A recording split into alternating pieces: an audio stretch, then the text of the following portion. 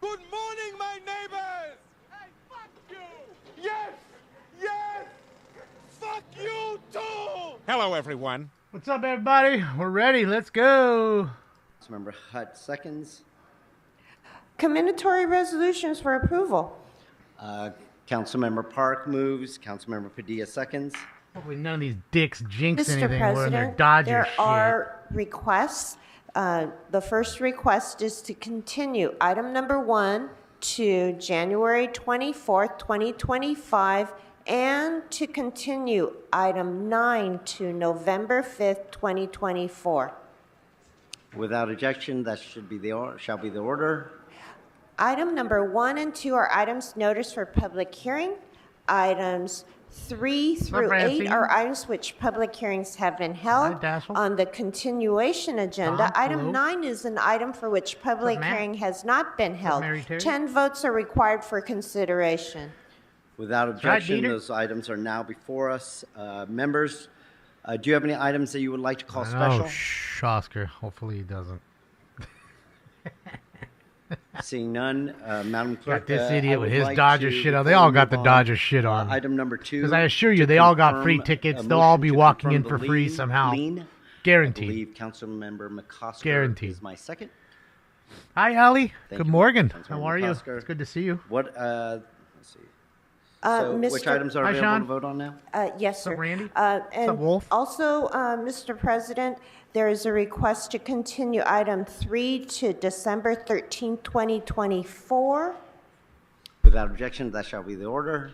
So at this point, sir, council And you notice they don't care about the Dodgers. They don't talk about the before Dodgers. You never heard them say anything other than items Fernando 4 in August. through In 8 August, are available for council Fernando to that one day. vote on now, all of sir. a sudden they're all coming out. Madam Clerk, can you please open the roll on those items? Oh Close the man, roll. you gotta Tabulate love the about votes. 10 playoffs. Are there any other available items to vote on before we move to public comment?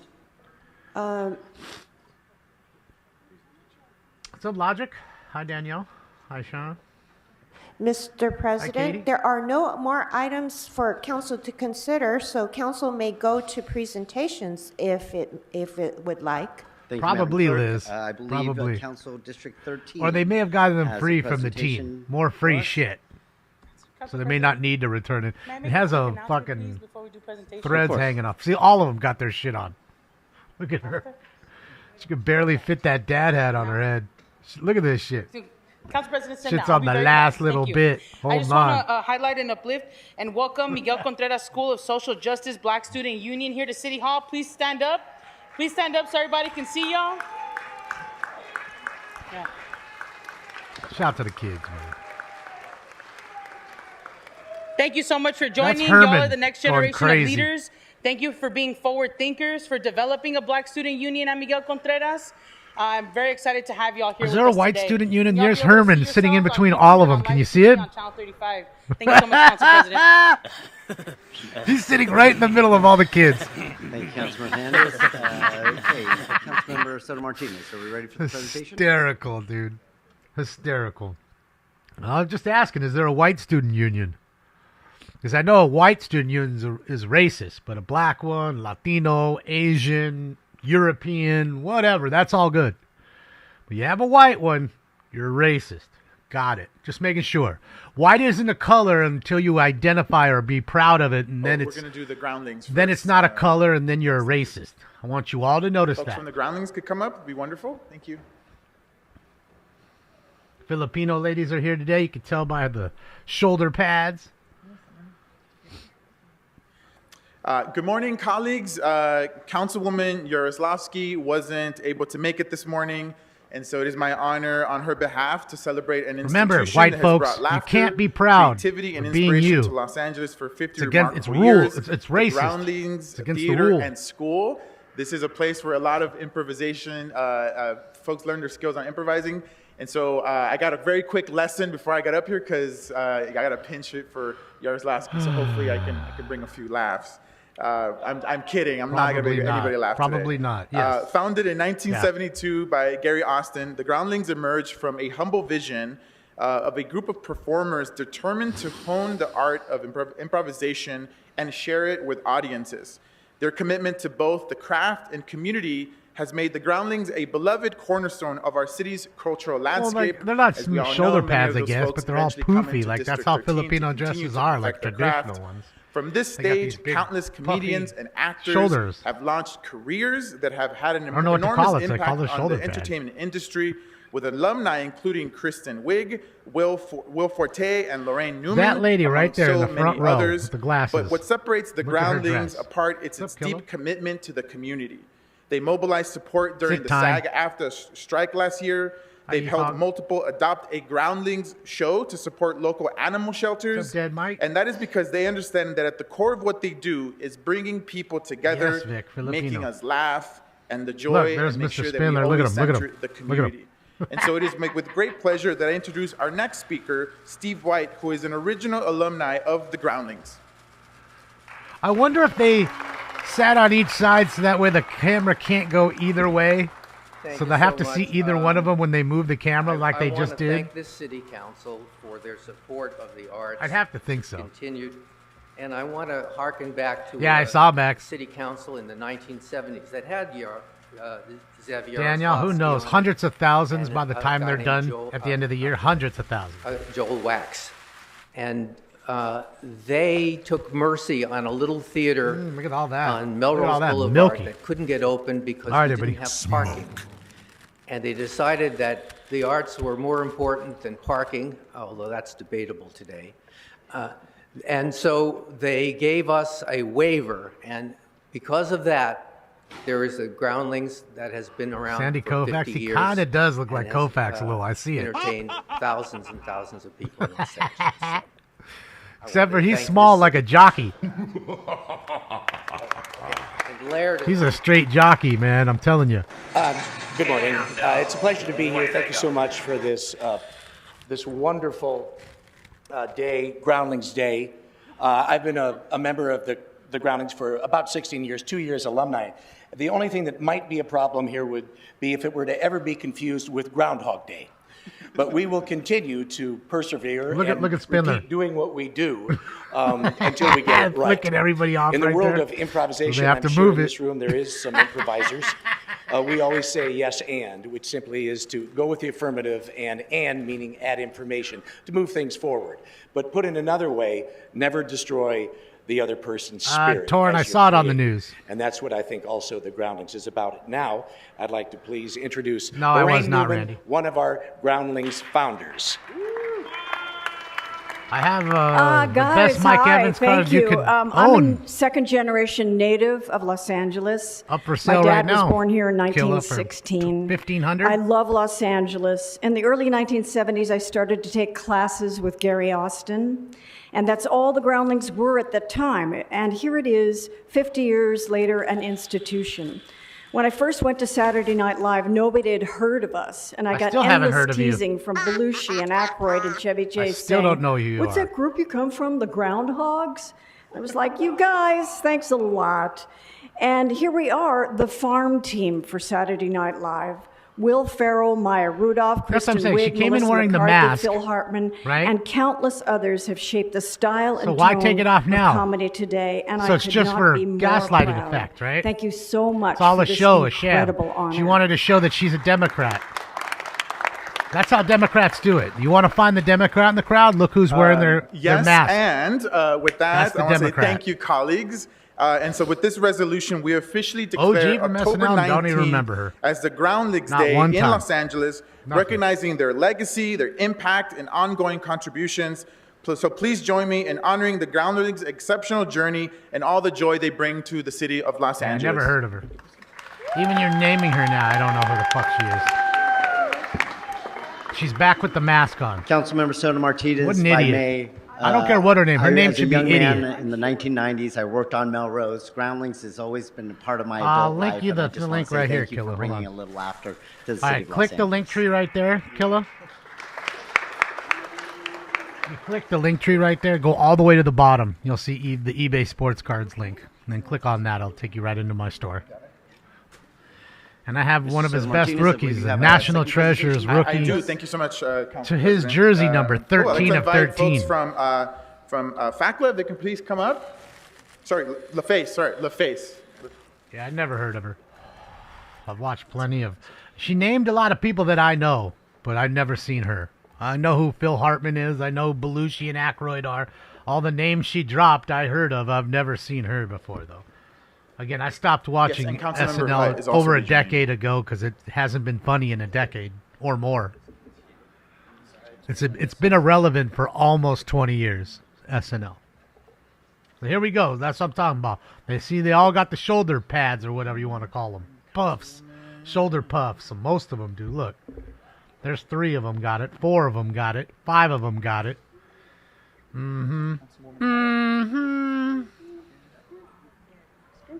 She's got her mask and her Dodger gear. She's ready to go. Thank you so much. Good morning once again, colleagues. Nobody else I'd like has to a start mask, off by but saying she's got it. Mabuhay. So to begin our presentation, I'm pleased to introduce Monique Dionisio to sing the Philippine National Anthem. Look at the black dude back there in the white hat.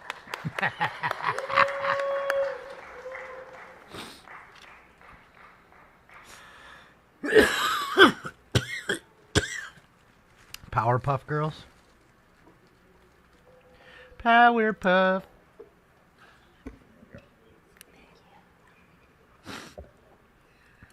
Bayang magi. Why did the one with the mask come up front? Ng silanganan, halab ng puso.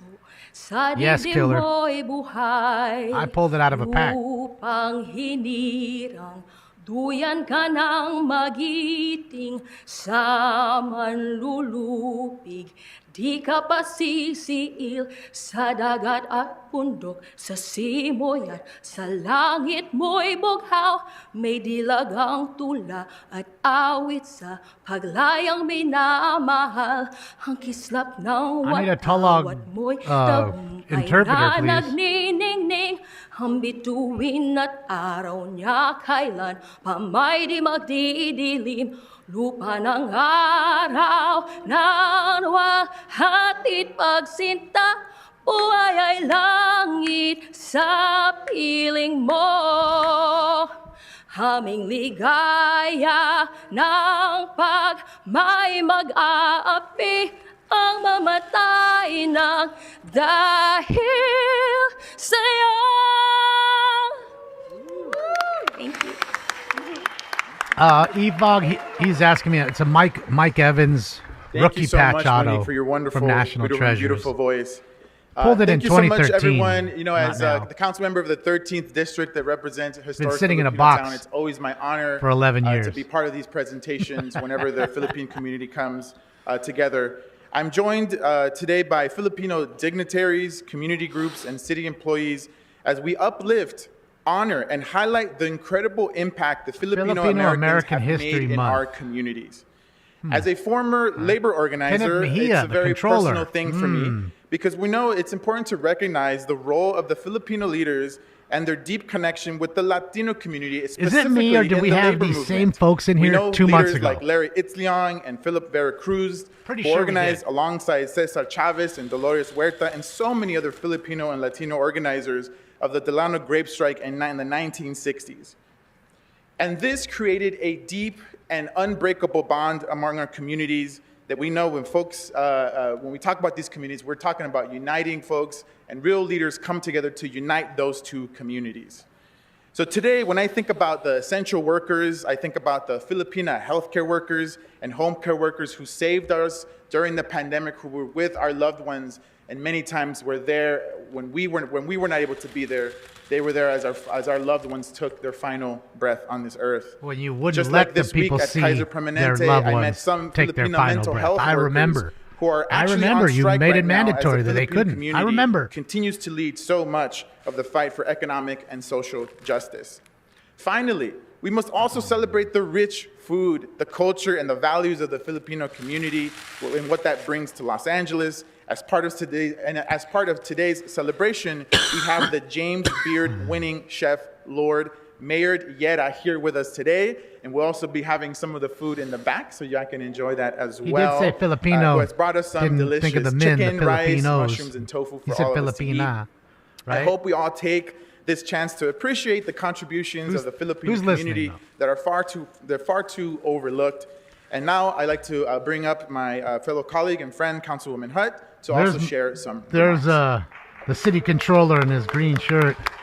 Thank you, Councilmember Soto Martinez. He's the one that tells us, Mr. Chair, colleagues. They don't need anything. Filipino I didn't even Heritage notice Month it was is a that time to idiot, reflect the on unelected rich one, Heather tapestry Hutt. of culture, history, The only one who's and the unelected. This is contributions Kumala that Harris right Filipinos here. have woven into the fabric of our nation. This is our and Kumala specifically Harris, here in Los someone who just got Angeles. thrown in In our because she's city, the black and she has a contributions of the vagina. Not because she was the community best are black incomparable. vagina, We see it but in our because she was a neighborhoods, black from the person with a small vagina. businesses, That's why shops, she's and working here for the restaurants city. that Just offer a so taste of the everybody's really Philippines, clear. to the festivals that celebrate the beautiful Need you to know that. culture of the heritage.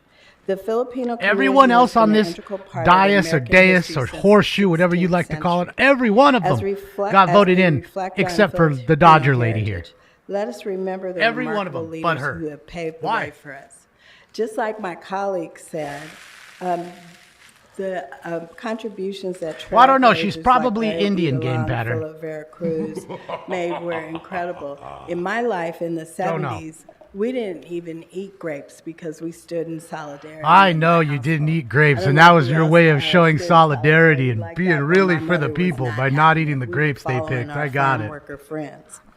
What a supporter you are, Jose Heather. Rizal, whose writings Just get on your inspired knees and let 'em generations, and mushroom Carlos stamp you, Heather. Busalon, whose stories highlighted the Filipino-American experience. These individuals not only fought for their rights, but also fostered a sense of pride in the entire Filipino community. As Angelinos, we're blessed to have a historic Filipino town in our great city, and I got like a little sliver in the 10th district. As one of the 50 coolest neighborhoods in the Grapes world. are delicious. I have some in the It's fucking our front room right one-stop now. shop for everything you need. My love language, in case you didn't know it, is food. So if We can you're tell in by your Filipino belly. town, then you have to stop by Boba Guys to get some delicious milk tea, and then head down to the park's finest for some incredible barbecue with a Filipino twist. As we celebrate Filipino Heritage Month, let's continue to commit ourselves to fostering understanding and respect for all cultures.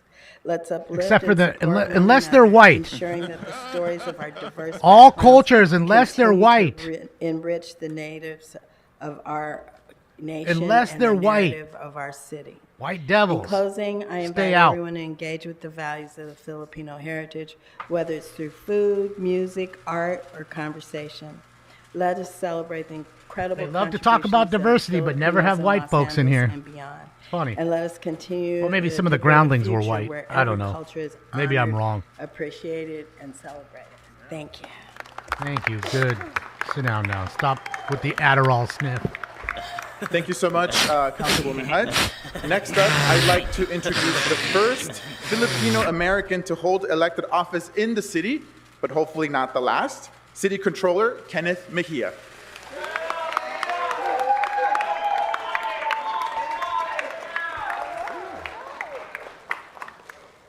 Good morning, everyone.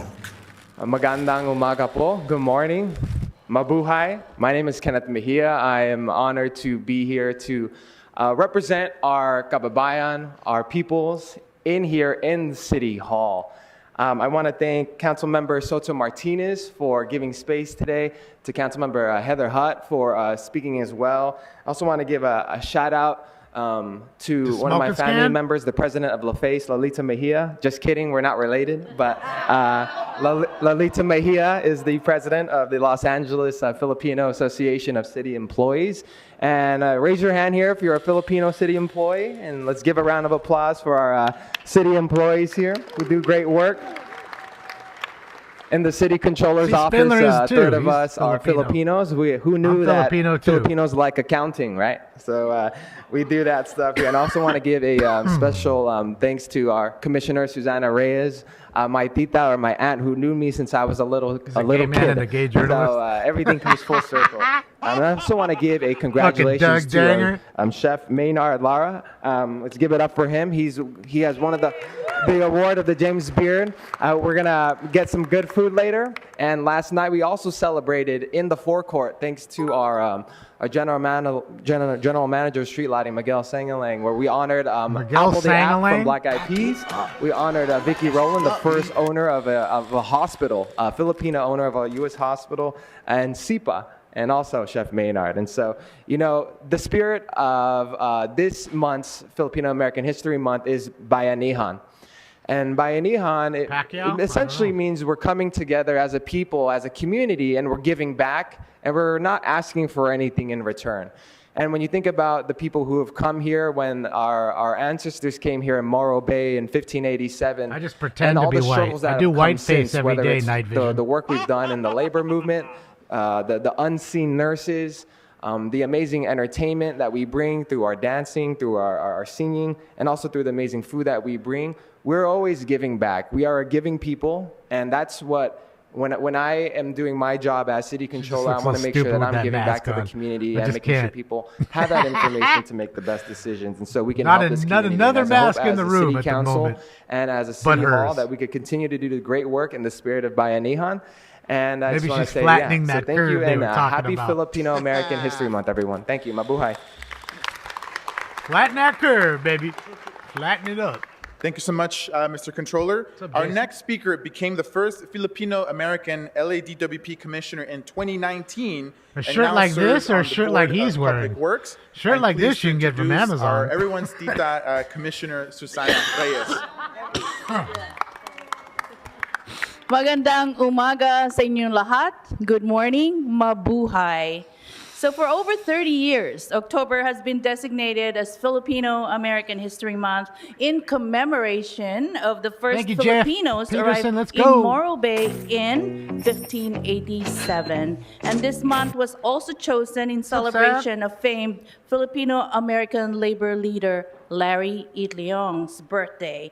It's important to honor and recognize the contributions of Filipino Americans, both past and present, who have exemplified the Bayanihan spirit. Repeat, Bayanihan, which means community spirit, locking arms, being together in our diversity of Los Angeles.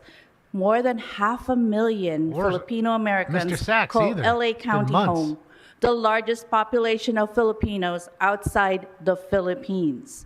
Filipinos have played a significant role in LA's history, and since the very beginning, LA's large and vibrant Filipino-American community have continued to make major contributions to the city's history, culture, economy, and much more. And that's why every year when we hold our Filipino-American History Month at City Hall, we honor those outstanding leaders, and there are many more here in the city of LA.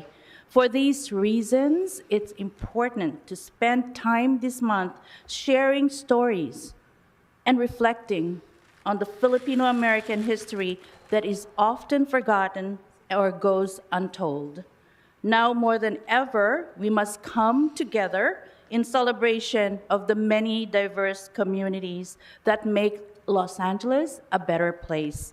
I also want to recognize LaFace, because LaFace is an icon.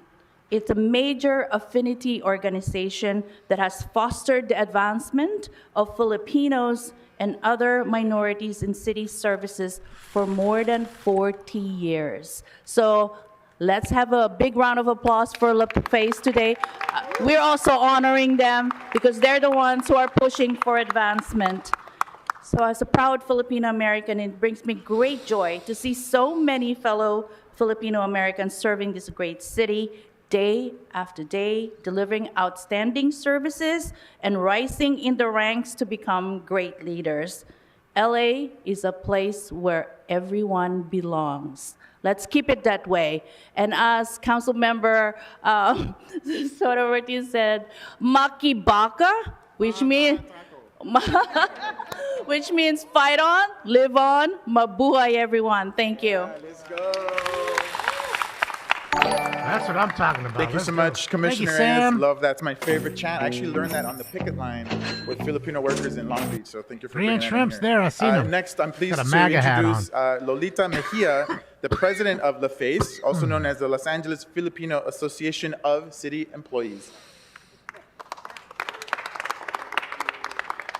Honorable City Council yeah. President, City Council members, Council Member Hugo Soto Martinez, I doubt Commissioner that, JC. Reyes, Deputy Slow down, Council General Turbo. Alnie Gamble, We're not even 500 yet, my but we're younger close. brother, City Controller Kenneth Mejia, Honorary Chef Lord Maynard, and But to we started everyone, all good morning. banged up. No Thank cup, you for this no opportunity Nakua. to speak on behalf of La Face, Los Angeles few other Filipino injuries too, Association so- of City Employees, as we proudly recognize October as the Filipino American History Month in Los Angeles. This is a significant Me too, time for Jeremiah. us to reflect on the rich heritage and lasting contributions of Filipino Americans, not just here in Los Angeles, but throughout the country.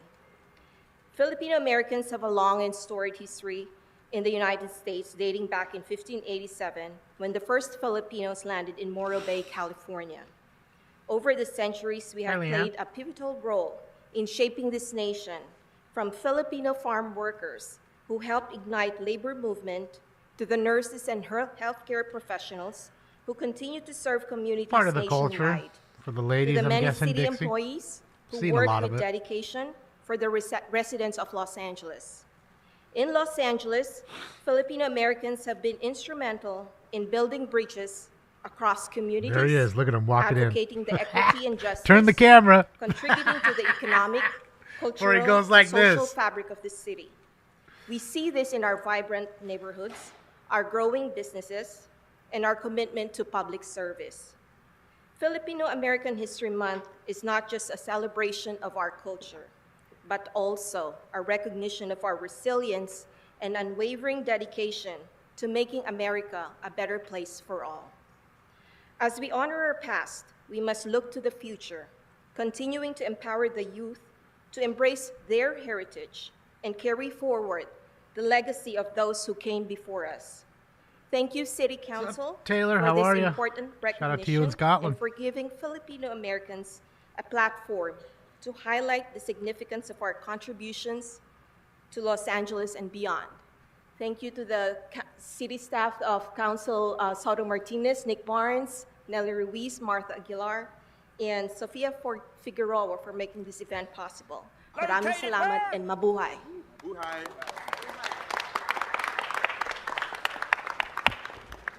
Thank you so much, Lolita. Next, now our next speaker is the winner of the 2024 James Beard Award for Best Chef in California, and the owner of the iconic Kuya Lord restaurant, Chef Lord Maynard, which, by the way, is also in District 13. Please welcome Chef Lord. Mookie Betts is in there, in the back. There's Good Mookie. morning. Magandang umaga. Let me open my notes. Thank you, Council District 13 and Family Association of City Employees for this incredible honor, especially during this Filipino American History Month. What's up, Aaron? Being recognized by the James Beard Foundation as the best chef in California is not just a personal achievement, but a victory for Filipino cuisine. It is a humbling moment, not just for me, but for every Filipino who has ever dreamed of sharing our cuisine with the world. To my family, my Kuya Lord team, and the Filipino community, this achievement is ours. Thank you for your support, and let's continue to show the world the richness and beauty of our food and culture. Mabuhay po kayong lahat.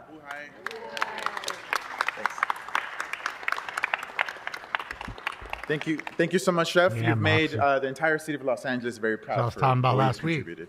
And It's gonna be finally, Carmageddon we are out honored there. to welcome the Deputy Consul General for the Consulate of the Philippines here in LA, Marie Alnie Gamble.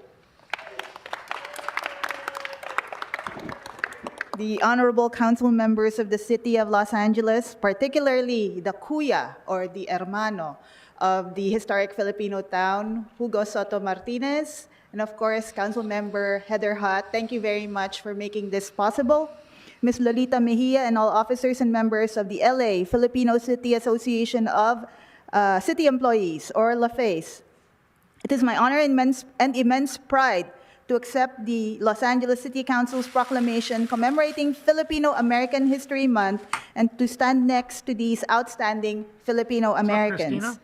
This is an important recognition in view of the presence of thousands of Filipino Americans working in City Hall and their important contributions in ensuring the smooth delivery of the city's services, whether they are in the front lines of public service or diligently working on the many mundane but necessary tasks that keep City Hall running and humming. I also accept this recognition on behalf of the approximately 150,000 Filipino Americans who call the City of Angels home. Filipinos have been in Los Angeles for over a century, and I am pretty sure that there is no LA neighborhood without a Filipino in it. However, our Filipino heritage and identity have oftentimes been obscured because perhaps we have been so good in adapting to American society. As such, your proclamation today also honors the often overlooked, but nonetheless equally important role and invaluable contributions of the Filipino-American community towards strengthening and enriching Los Angeles' economic and cultural diversity. As we celebrate Filipino-American History Month, we want to showcase our vibrant cultural heritage and communities which thrive in this great city. We want to celebrate the contributions and accomplishments of Filipino Americans, not just in the healthcare field, for which we obviously excel and are patently famous for, but also across a spectrum of fields in the arts, business, sciences, politics, among others. And so I thank again the City Council for the recognition, and I thank LaFace for representing the best of our Filipino identity and values in the city of Los Angeles. Since 1982, you have been a steadfast advocate for the over 2,700 LA City Filipino employees by championing their economic, educational, and cultural advancement. And if that's not enough, you also advocate for co-workers from other minority groups, thereby creating a stronger and more inclusive workplace. Maraming salamat po sa inyong lahat at mabuhay. Thank you so much, Deputy Consul General, and that concludes all our speakers today. Are you sure? Thank you, Councilmember Soto Martinez. Just want to say thank you to you and Councilmember Hutt for recognizing the many contributions that Filipino Americans make, not only to the city, but especially to the ones that help us run this city every single day. Happy Filipino American. Thank you so much, Council President. And before we conclude, So they all got one. Hutt and I would like to present this resolution. Why are you jacking the that was Filipinos? passed here at City Council, officially recognizing October as Filipino American History Month here in the city of Los Angeles. One question, yes or no? Do you think if they have the Native Americans come back, that they're going to have them last? Yes or no? I think this time if they have them in, they're going to bring them in first because they got embarrassed by them. All right, guys, time to smoke. They did get a gold frame, but they only got one. And Homie got the O-Pee-Chee folder. The chef got the O-Pee-Chee folder. And not even a full proclamation. Just a quick little certificate of participation with a gold star on the bottom. And as a reminder, like you we got will in have elementary some food in school. the back for folks to enjoy. And let's hear it one more time for our amazing guests.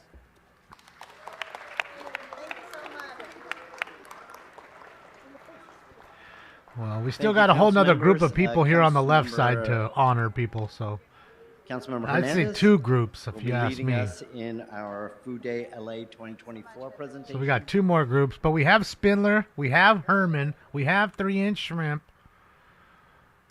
I don't know if I see. Look, there's Spindler flicking everybody off. I don't know if I see anybody else. I mean, I'm scanning the crowd right now. You guys let me know. Officers, can you please identify the person in back that's disrupting the meeting for me? Is it Spindler flicking his fucking finger off? Fuck you. There's Herman. Look at him right next to the pillar, straight ahead, straight up. There goes Mr. Herman. He was sitting right between all the kids. Yes, we would like to get started with this presentation, please. Oh. Thank you. Mr. Herman. Look at his face right now. Good morning, colleagues, and to everyone here as we celebrate the 13th annual Good Food Day. The theme for Food Day 2024, Building Bridges to Healthy Food Access, reminds us that the gaps between our communities and fresh, nutritious food are too wide. Of course, you were the one it's on talking us to about the close food. them. I want to commend the Los Angeles Food Policy Council for their years of work. They've led the way in helping create a just and sustainable food system in our city. Breaking down barriers is not easy. So thank you, Alba Velasquez, and the staff at the Los Angeles Food Policy Council for leading the good fight. And they're here joining us today. You can fix her? What are you going to do? Affordable, How do you healthy, start? culturally relevant food should not be a privilege. And for too long, entire neighborhoods have been Spindler left is behind. class act. But people have stepped up to meet the needs of our communities. Today, we are joined by good food champions from each district who are on the front lines of this fight for food justice. They represent the heart and soul of our communities, and they're not only providing food, but they're creating a sense of belonging and pride in the process. Let today be a reminder that it's not enough to talk about food access. We must actively dismantle the barriers to it. Together, we can continue to build a Los If Angeles anybody where wants to everyone stop has the access to barriers healthy, to affordable, food fresh access, food, it's regardless her, of where apparently. they live. I would now like to introduce Alba Velasquez, Executive Director at Los Angeles Food Policy Council, who will share about the organization and its initiative. You can't even write that kind of gold. It just happens. Good morning, council members. The Los Angeles Food Policy Council is a collective impact organization working at the intersection of nutrition security, economic development, and environmental sustainability. We are here today in Food honor justice, of Food Tom. Day. Don't you An forget. annual global initiative aiming to improve nutrition, food policy, and food systems. For the last 13 years, this council has recognized and acknowledged Food Day in Los Angeles, which serves as the largest civic engagement event focused on Food Day in the city. This year, we would like to recognize Councilmember Eunice Hernandez as our sponsor of Food Day and Councilmember Tim McCosker as co-sponsor of this year's event and resolution. We have also partnered with the LA County Department of Public Health to create a series of events under the name Building Bridges to Healthy Food Access to celebrate Food Day with diverse food leaders and advocates and highlight City Council's leadership on key food access initiatives I'm going to go out on a limb and say that the hat doesn't do her justice. It makes her head look bigger. Los Angeles Food Policy Council understands that ensuring communities have affordable and accessible, culturally relevant foods requires solutions rooted in cross-sector partnerships to drive food systems change. We are proud to have partnered with the City of Los Angeles and numerous partners to support consumers, small business owners, urban growers, street vendors, food recovery organization, and farmers markets on efforts such as Good Food Purchasing Program, Healthy Markets LA, Good Food Zone, Farm Fresh LA, and Urban Ag Incentive Zone policy. The legislation of street vending established EBT at all farmers markets and the Food Recovery Grant Program. We also like to acknowledge our 2024 Food Leaders Lab cohort. Yeah, they're all of a sudden Dodger fans now, Bobby. 30 community-based leaders who are committed to driving their passion for food They wait justice for them to get to the into World Series. meaningful Then I'll civic celebrate. engagement.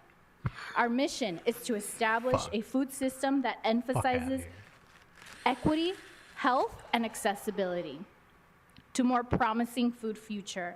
We call for a collaborative effort involving policymakers, consumers, and communities to prioritize healthy food accessibility throughout our food supply chain.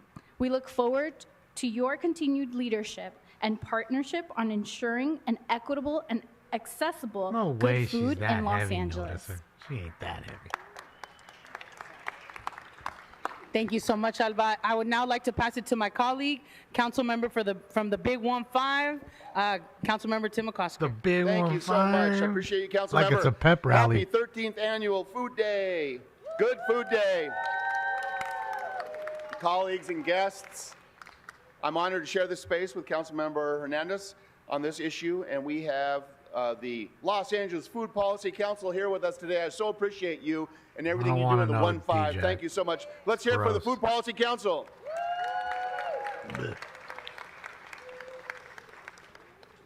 They and we are hosting the 13th annual Food Day celebration. Food Day is a national initiative aiming to inspire Americans to change our diets and our food policies. Every October, thousands of events all around the country bring Americans together to celebrate and enjoy good food and push for improved food policies. The 2024 theme for Food Day is Building Bridges to Healthy Food Access. Building bridges to healthy food access. So important in so many of our communities, especially our underserved communities, where we don't have access to good, healthy foods.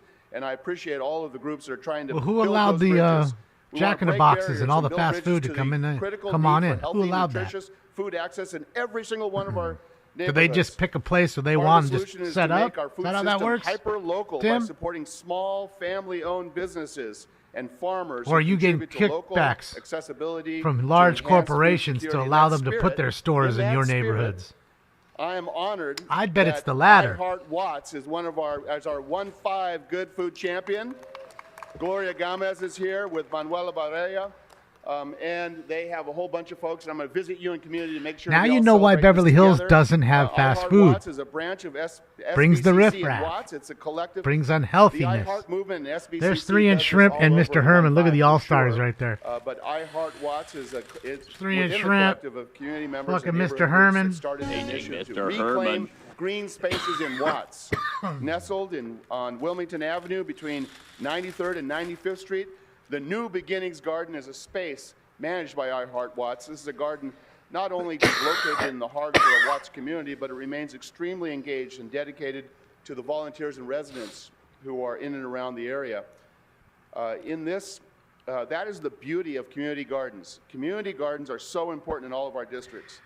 They are found right at the heart I'd of our say you might want to make them a greenhouse instead of a community garden, only because there is a lot of jet fuel. They promote good food. Remember, the area that he's referring to is a flight path for LAX. Safety.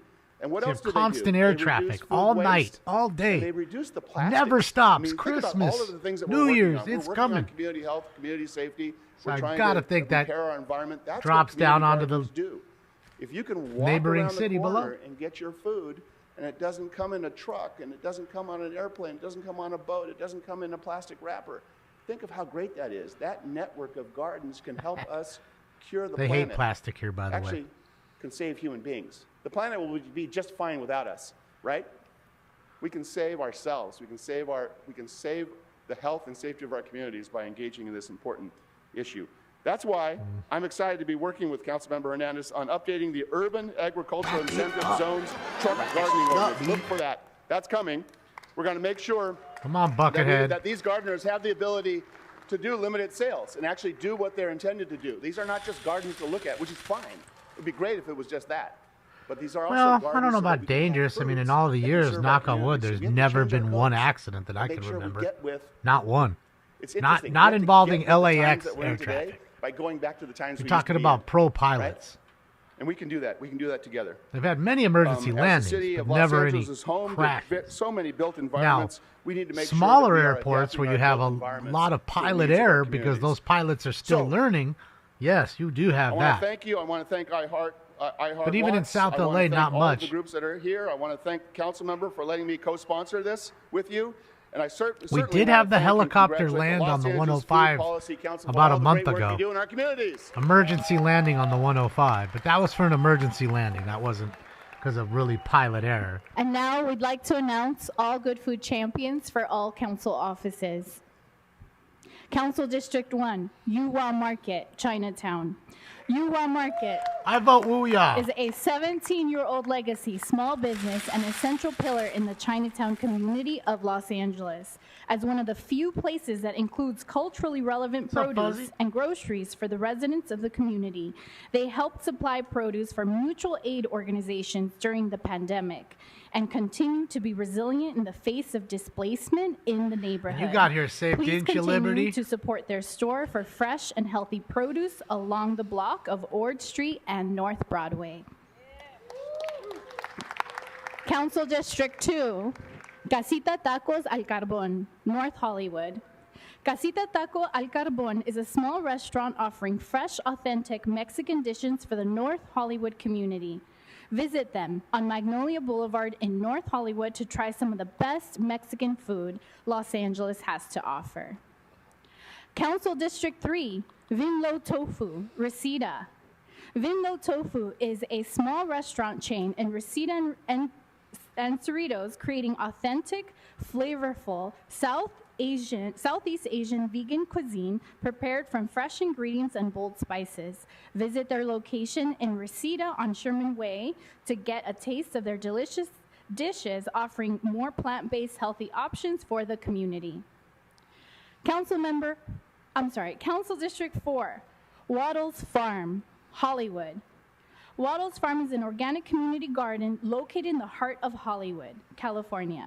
Since 1976, they have been serving local individuals who enjoy getting their hands dirty, growing their own food, and participating in a community of like-minded spirits. Visit them off of Hollywood Boulevard and Curson. Council District 5, Our Big Kitchen, LA, Pico Robertson. Our Big Kitchen Los Angeles is a community-run, non-denominational kitchen that prepares meals for distribution to those in need throughout Los Angeles. They believe everyone is entitled to nutritious, tasty, and high-quality meal made with compassion, that food has the power. They want to punish you, that's why. Power to bring people Neighbor together guy. Within and across communities. For coming and speaking your mind. Those in need. And hold a purpose and holding for them those up. Who seek So to they're going to make hold you positive up impact. purposefully. Sign up to volunteer with their That's organization. Why. Council District We're going to talk 6, about Big Kitchen One and Generation, Yuling Van Nuys. Chinese One Chicken Generation is Cafe and committed everything to else. providing programs and services And One to older Generation adults and everything and their else. caregivers But the shit that matters, that can keep them safe they don't want and to talk protected. about.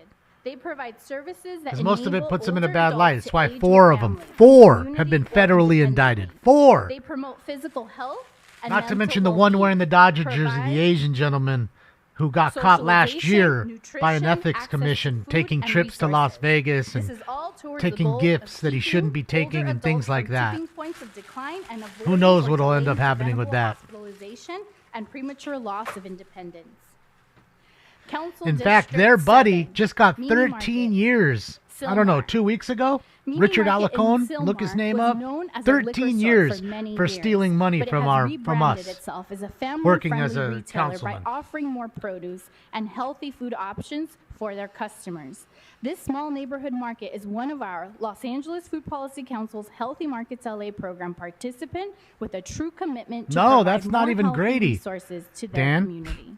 Grady's Council District busy 8, waiting. Endears, He's the next South in Los line. Angeles. He's one of the 4 Endears is a federally small indicted. restaurant business in South LA where Who knows Southern how many years hospitality is Grady will alive get. and well.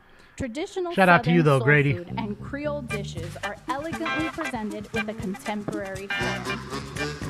Council District 9, Root Down LA, South Los Angeles. Root Down LA gets kids and adults excited about eating and growing their veggies in South Central Los Angeles and empowers youth I'm all to for them succeed growing through their healthy veggies, ventures but in their communities. I think they may Their be having work problems builds sooner public than and later. private partnerships to increase availability of healthy food in low-income communities via entrepreneurial culinary training and catering programs for youth. Council District 10, Crenshaw Juice Co. Oh, dang, they showed up deep, son. All right, everybody. Crenshaw Juice Co. is a cold-pressed juice company producing fresh batches of organic juice blends daily. They believe in healing the community through a healthy, balanced lifestyle, which includes a balanced diet, exercise, and mental health. Their mission is to make the health and wellness a daily habit that, in turn, contributes to the health of the community as a whole. Council District 11, Alyssa James of Food Cycle LA and Abbott Kinney Merchants Association. Alyssa James is the executive director of the Abbott Kinney Merchants Association, which works to maintain the vibrancy and programming for Venice residents. This is all noise. Alyssa This is also an avid all volunteer of This Food is all Cycle forgettable LA, shit. which recovers and This is all diverts surplus distraction food to to who you communities should be really experiencing food worried insecurity. about, who you should or Council shouldn't be District voting 12. for in GH the election Salad that's Bowl just around the Garden corner. Club, Granada Hills. Granada Hills Salad Bowl Garden Club is a community garden that encourages individuals in the community to develop skills in self-sufficiency, healthy living, and gardening. This garden has been a pillar in the Why neighborhood do you only give her a since establishing O-Peachy in the folder? 1960s with over Why doesn't she get a frame? 1.25 acres of land and 139 garden plots. Council District 13, Project Angel Food, Hollywood. Project Angel Food prepares and delivers more than 1.5 million medically tailored meals each year, free of charge to homes of men, women, and children affected by life-threatening illnesses. Under the care of their registered dietitian, I'm waiting and in for the consultation polling with centers each to client's open primary tomorrow here, healthcare Randy. I mean, you managers, can do the clients drop-off receive boxes, but I'm not one-on-one leaving my nutritional shit in no counseling drop-off and box. a customized Fuck menu that is designed to meet the unique Fuck needs of their that. diagnosis and aligned with their personal dietary restrictions and Ain't happening. preferences. I Council think, District I think most of his 14. fan base did, JD. You're not alone. World Harvest Charities and Family Services. And notice a Arlington lot of it is, besides World him, a Harvest lot of it is Charities and people that Family are Services involved Food with Bank Diddy. helps to distribute Notice food that. to agencies, Who all including lately food came out. pantries, soup kitchens, shelters, and after-school programs for children. Since their inception in 2007 by founder Glenn Curado, they have been committed to the mission of ensuring no one goes hungry while good Peppers, food goes I love to peppers, waste. man. It's nice to have Sign a up cut to up pepper. volunteer with their organization. Council District 15. Jesus, thankfully there's 15 of them. SBC Watts. See, why did they Strength-based community change has been frame? providing vital resources What's the to difference communities between of them several Los Angeles neighborhoods for the and the last other 50 years. Latin Their programs, female? such as I Heart What's the Farming, difference? help introduce families to She's green maybe and Muslim? environmentally conscious eating. That what it is? I mean, I don't know. Planting practices. Look at this These jack-o'-lantern gardens smile. have evolved Looks over like a time from jack-o'-lantern. providing access to fresh organic fruits and vegetables to also include sustainable fan. bartering system, farm fresh eggs along with organic honey and other sources of food that come under the umbrella of urban farming. A warm hand for all It good is, food D-Jack. champions. It is. This is all back patting. They just pat their own backs, and this is Thank a you so much, participation Alpha, award. And thank you so much to all of our pep good rally. food champions here in the city of LA. Everybody gets a now I wanna close this participation off award. By, declaring Friday, October 25th, 2024 as Good Food Day here in the city of Los Angeles. Why you got a sweat as a ring on the tribute to bill of your principles hat, of the Good Food home chick? movement for its representation and access to I healthy, know your ass culturally ain't out there desired playing foods, baseball. the good food economy, supporting local So supply why you got a chains and sweet agriculture, fucking advocacy sweat addressing ring food on the bill? equity, and commitment to promoting access to good food for all Angelinos. Maybe it's So time please to get a join new me in Dodger hat. recognizing LA Food Policy Council. Or maybe wash that All right, one. before we you finish, can't wash them. Councilmember Hutt, you'd like to say a few words? Thank you, Mr. President. Councilmember Hernandez, Councilmember McGosker, thank you for bringing this to the city today. And Where's from your mask? my, You had the mask on the whole afternoon. I Why is have, it off? Corey Whitted, founder Why is of it the off? company Crenshaw Juice, and I'm sharing juice bags with all of the members, so you'll be getting them passed out so that you'll have good juice for the rest of the weekend.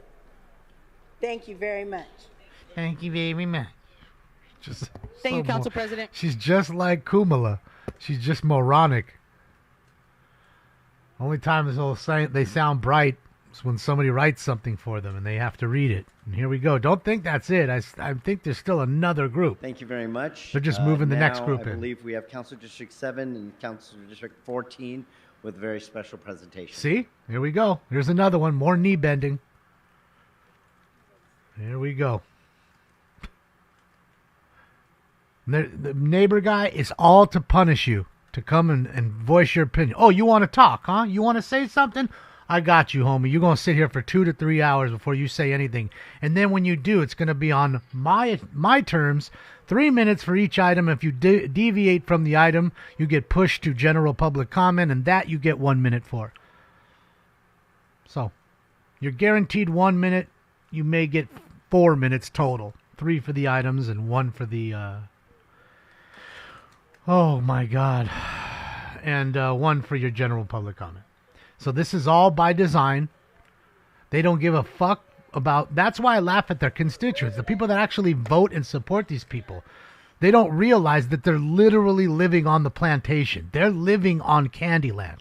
Remember Monsieur Candy? You remember that in Django? Remember the movie Django? Candyland was the plantation that Monsieur Candy lived on, thus being Candyland. Yeah. And they give these people some crumbs. They let them sleep next to the stove and keep warm if they're good. That's it. And that's truly what it is. Want to get Zeb over here? That is what it is. Zeb's just chatting away over there. Come over. Oh, here, look at him. Look at Spindler. Look at Spindler. Hey, man, I came to support you. Yeah. Yeah. Fucking love him. I love it. It is Justin King. Absolutely. I mean, dude, these people are literally this close to having this job. Welcome to Costco. I love you. That's it. That's what they're going to be doing. All the stupid people who are low skilled, they're going to be doing this. Welcome to Costco. I love you. That's what they're going to be doing. Because any jobs that they could do for the low end, they can do robotically, they're going to get robots to do it. Okay? They are going to get that. So any of those little jobs, delivering pizza, all that shit's gone. Flipping burgers, gone. All that stuff. You better have some skill doing something. I don't know what it is. Window cleaning, something. But you better have it. Oh, there's Mr. Greenspan. You asked for him? There he is. Mike Greenspan in the orange. He just walked in. So you got Greenspan, you got Spindler, you got Herman, you got 3-inch shrimp. I don't know if I see anybody else. I mean, Audit LA's there, and that guy with the suspenders. I don't know. I haven't given him a name yet. You know. Now we still got this whole group of fucking people. Like, this is just ridiculous. And I'm hoping this is the last one. I'm hoping this front row of people right there is not a whole nother set of people. This shit is just stupid already. It's fucking dumb. At this point, I should just be starting the shows at 11. And we just start midway through their fucking presentation bullshit. They have to be consistent about enforcing the rules. It's very simple. You can just be consistent about enforcing the rules. Hot mic.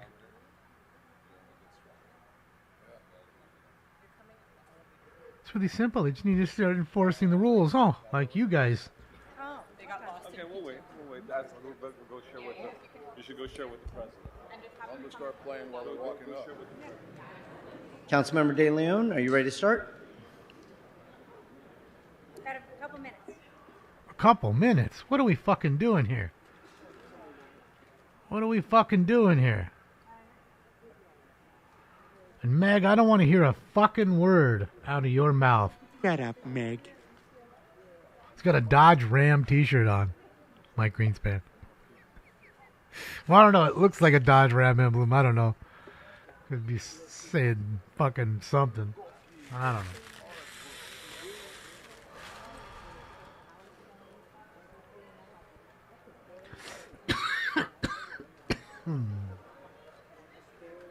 I don't know who these people are, Frank. We'll find out. Apparently they need 2 more minutes to get going.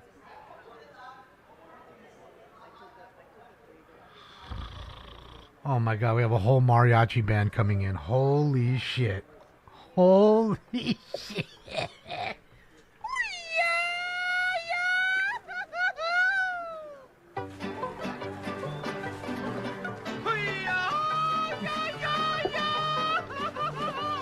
We have special guests here today, for our current mayor, Mayor Bass, and former I gotta Mayor say something. Antonio I really do Villaraigosa. like Welcome to mariachi Council music. Chambers. I like watching mariachi bands. I really do. No joke. No bullshit. But I just kind of don't want to watch one right now. I want to kind of get to public comment. Does that make me bad? Ah. See, now that's a real band. That's not auto-tune. Those are real musicians. Actually playing great instruments. So I like it. I just want to get to public comment, though. Dang it. I'm torn now. They already sound good. Fuck.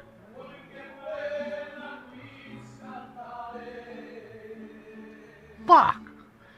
Terry, you're just in time for the mariachi band.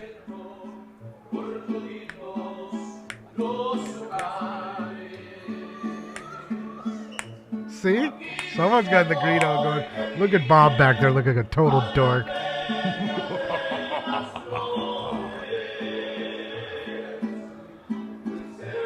Oh, Dodger dork.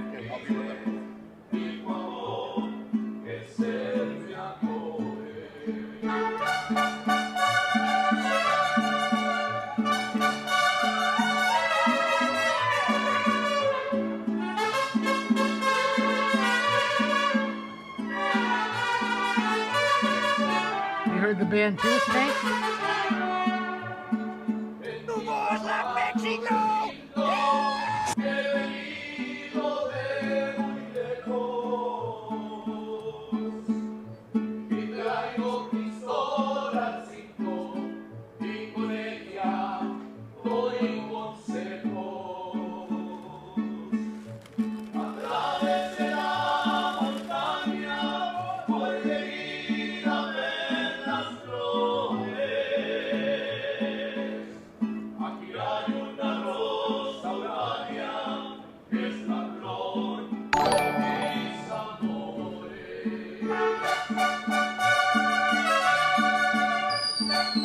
Malta McMurtry, thank you so much, Malta. Thank you. Hey, man, they're good. I just want to get down to business, but they're definitely good.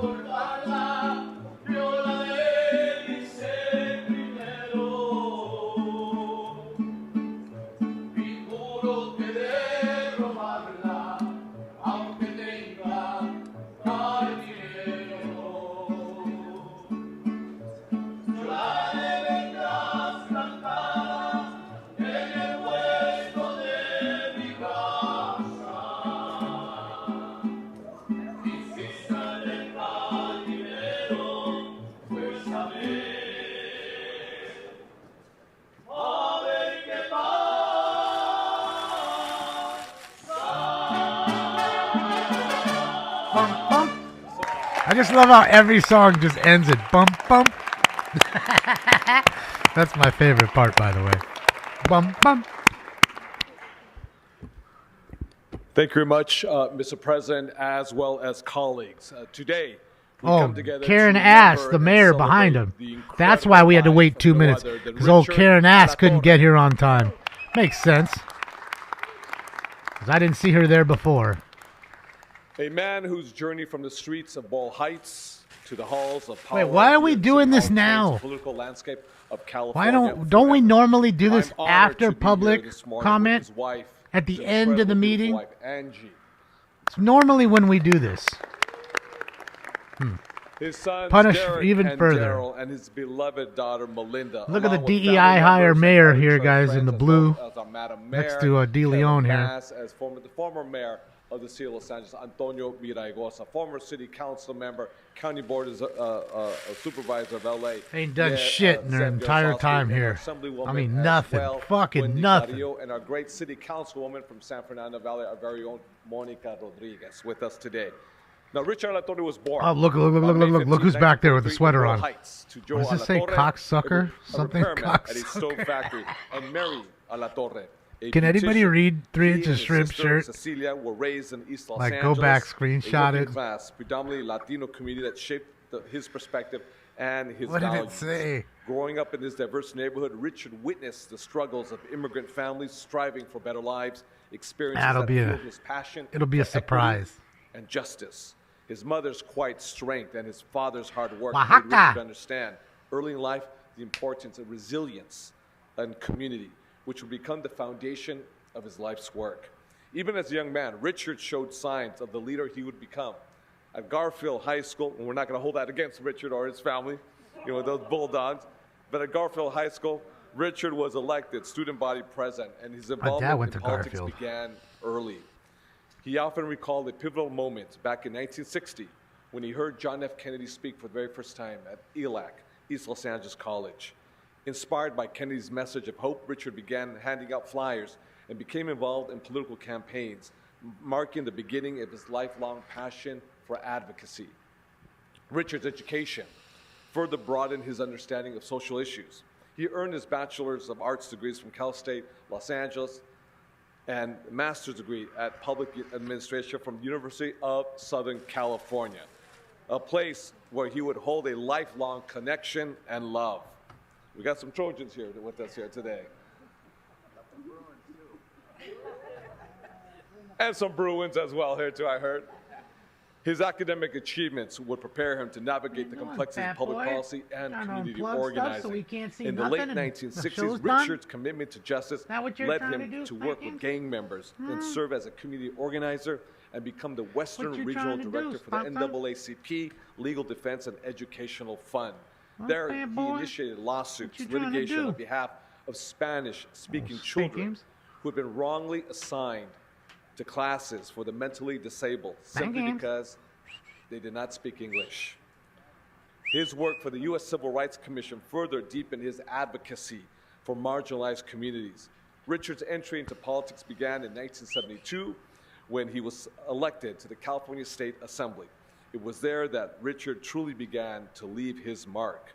And that assembly seat and variations of that assembly seat is a seat that former Mayor Antonio Villaraigosa held, that I had the honor to hold, as well as Assemblywoman Wendy Carrillo. He served in the Assembly for 12 years, where he was known as a hard-nosed deal-maker and a trusted lieutenant of then-Speaker Willie Brown. Richard used his influence to ensure that the voices of the Latino Kumala's community were heard, boyfriend, who was 60 years old and married some of the most important while she was 26, California history. fucking him One while of he was Richard's married. most significant accomplishments And 60. in the Assembly was his work And on she was behalf 26. of farm workers. As chairman of the Kumala, Select man. Committee on Farm Labor Violence, Yeah, girl. Kumala. he championed legislation that culminated in the California Agricultural Labor Relations Act, which gave farm workers collective bargaining rights and elevated their status in the labor movement. Now, let me be very clear about this. This is the first time in the history of the state of California, the largest agricultural industry in the United States, to actually have collective bargaining rights, and that was because our very own Richard Alatorre. For a community that had long been exploited in silence, his work was quite revolutionary. But Richard wasn't content with just advocating for labor rights. He saw that the real path to lasting change lay in equitable political representation. In 1981, as chairman of the Historic Elections and Reapportionment Committee, Richard played a pivotal role, a central role in redistricting California's legislative and congressional boundaries.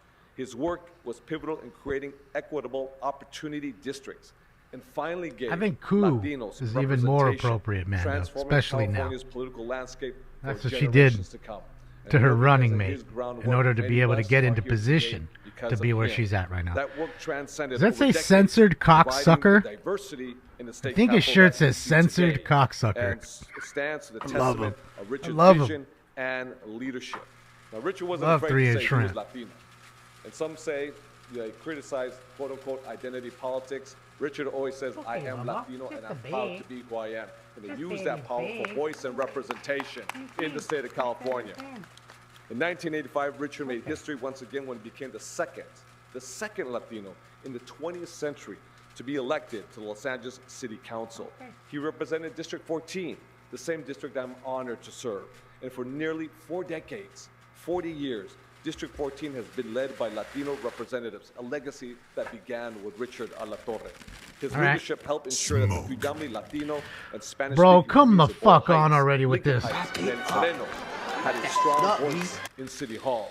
He became a very close friend, a very close ally of then Mayor Tom Bradley, and a powerful advocate for human and civil rights, affordable Perfect housing, and puppet, expansion exactly, of public Dave. transportation. Someone they could mold. Now, Richard's time in the council was I'd marked do by his anything fight for to anything ensure person. that language was never a I'll barrier do to civic anything, participation. His groundbreaking legislation on Give me the power. translation services made government accessible for all, regardless of the language that they spoke. Today, we have multilingual access to voting and essential public services because of his vision for a more inclusive California. And beyond his political accomplishments, Richard was a dedicated family man. He adored his wife, Angie, the love of his life. He was fortunate to have It's a train 3 wreck. children. What do you want? I mean, Sons that's why we Derek watch this, and right? Daryl, It's a train wreck. And his daughter, Melinda.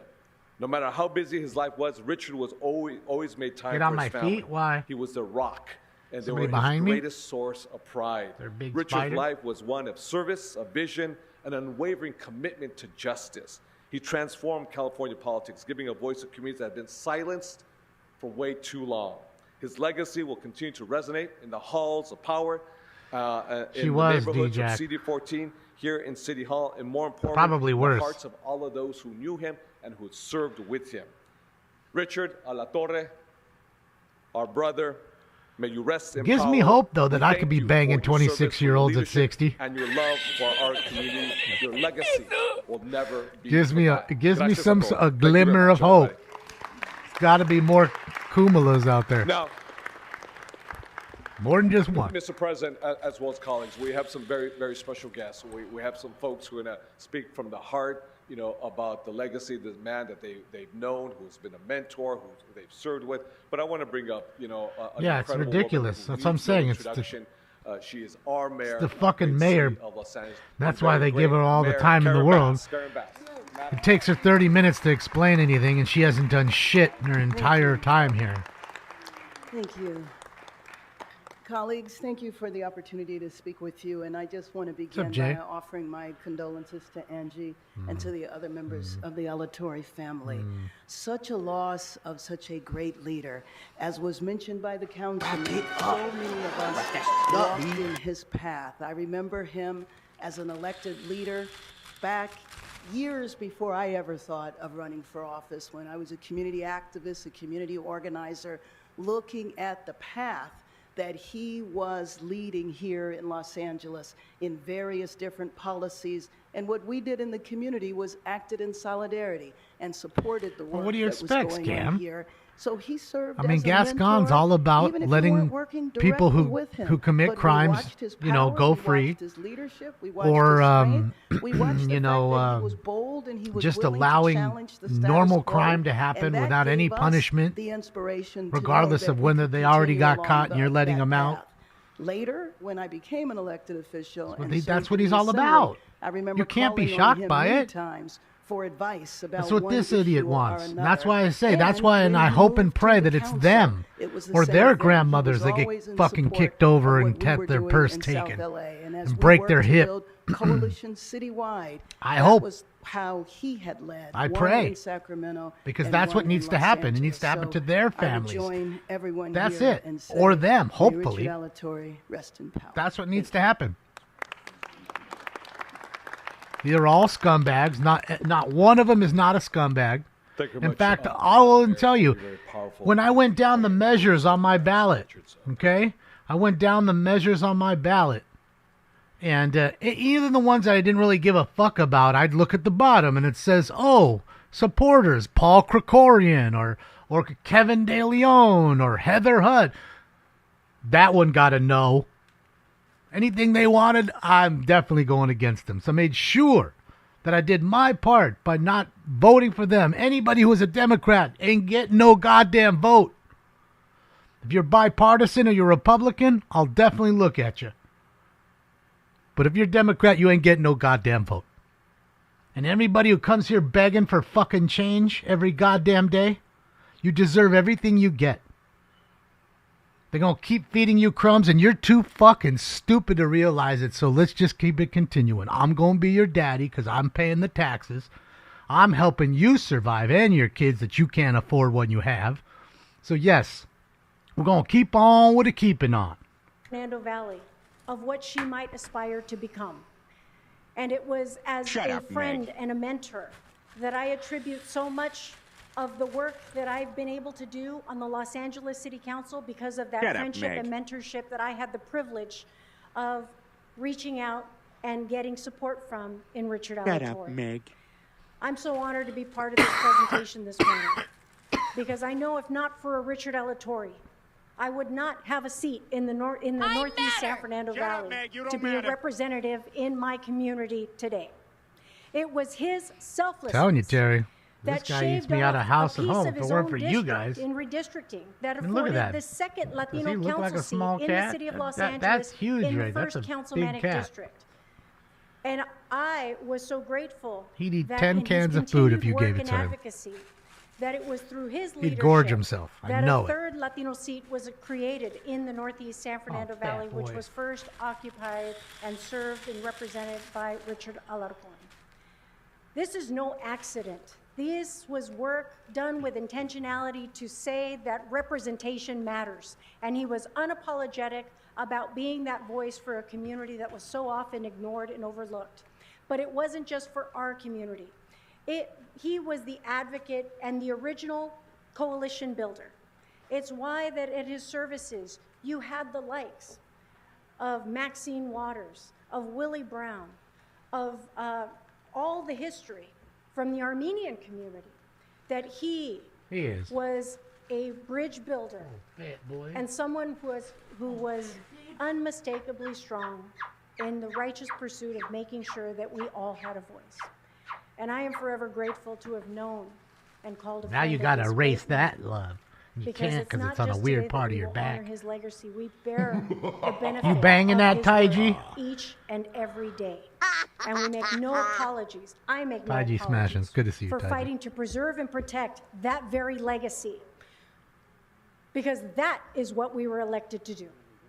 God bless you, Richard Alatorre. And that We love flower's you too forever. big. I'm just saying, when the flower's almost the size of your face, it's too big. You know, there should be a minimum flower size or maximum flower size, I guess I should The say. history that you have with Richard Alatorre. Next, I want to bring up. I'm gonna get a sunflower, like a giant one, just put it right on my lapel. Also, a council member. Blocks half my face. And also our mayor of the city. D-Jack, thank you. Just walk up to people with a fucking sunflower blocking half my face.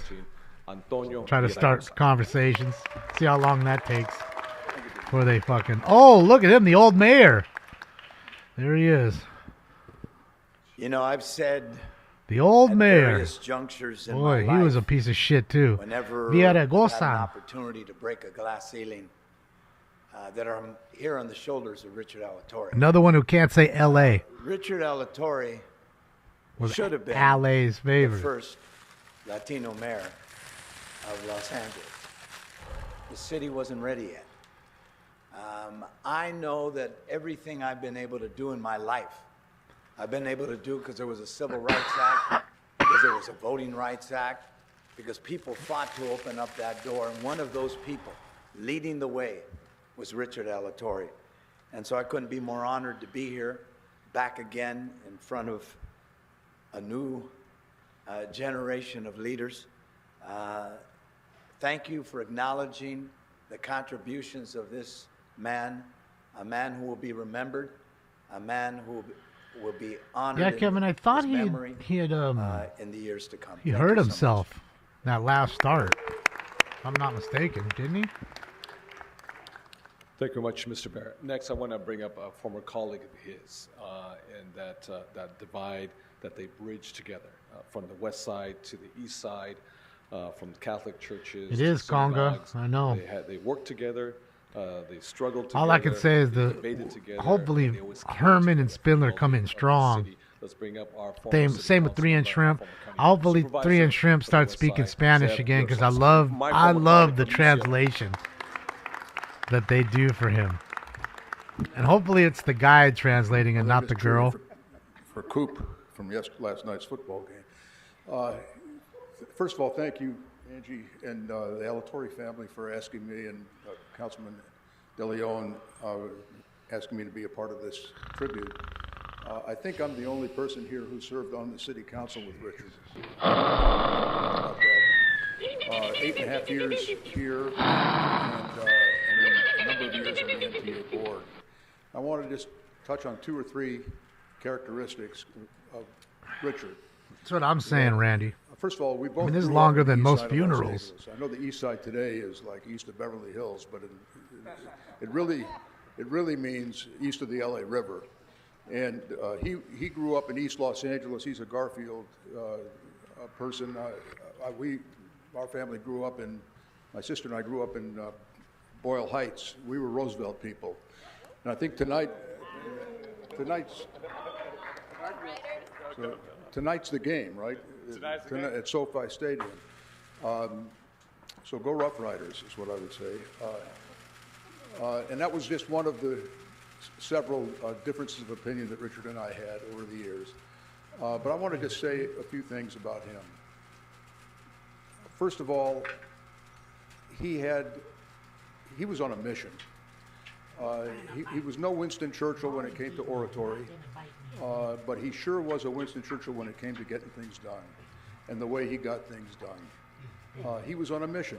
His mission has already been discussed. I won't repeat it, on voting rights, on civil rights, but also on employment opportunities here. And that was chronicled in the LA Times obituary a few months ago about how he came in here with a mission to make the city's workforce, especially the public safety part of our workforce. If you hear any random like sounds, it's not because of me. It's because of old Stinkums on the machine here. And he did get that done, and it's still a work in progress. All right, everybody. It started with Tom Bradley, and it got executed more by Richard than any single person that I know. So the mission he was on guided him. The second thing I wanted to say is when Richard passed... And the 37th thing I wanted to say... One of the newspapers, one of my comments, Oh, man, I said, 38. the only thing I can think of is that when he was my ally, I couldn't have had a better ally. And when he was my adversary, I couldn't have had a more worthy adversary. I don't think so. And I hung up, and then I went to my shelf. No. And I took off the shelf Richard's Being a book. fat cat. Change what they do. Change from the inside, which, by the way, I think is a very important Oh, my book God, right now. and should be read by everybody who's here and anybody who's interested in L.A. and the Chicano movement and the role he played in it. And I went to look at it, and he inscribed it to me, and he said, I never had a more worthy adversary. And so it kind of connected the dots. He and I sat across from each other. In those days, the horseshoe was facing the council president's seat, and Richard and I could look at each other and signal to each other what we were thinking, whether we were rolling our eyes or Yeah, Daddy's starting to whistle again. raising our I arms. think it's coming big. The fact of the matter was, there's an old saying around here in those days, and there's some old timers still here, that when Richard Alatorre, John Ferraro, and I agreed on something, it was a done deal, because everyone would fall into line.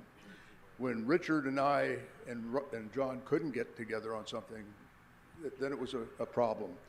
But the longer we served together, the more we Oh, my God, dude. appreciated each other and trusted each other. Nobody gave a fuck then. We don't and I care knew that now. Richard gave Move me on. his word and vice versa. Please. It could be counted on. That's a great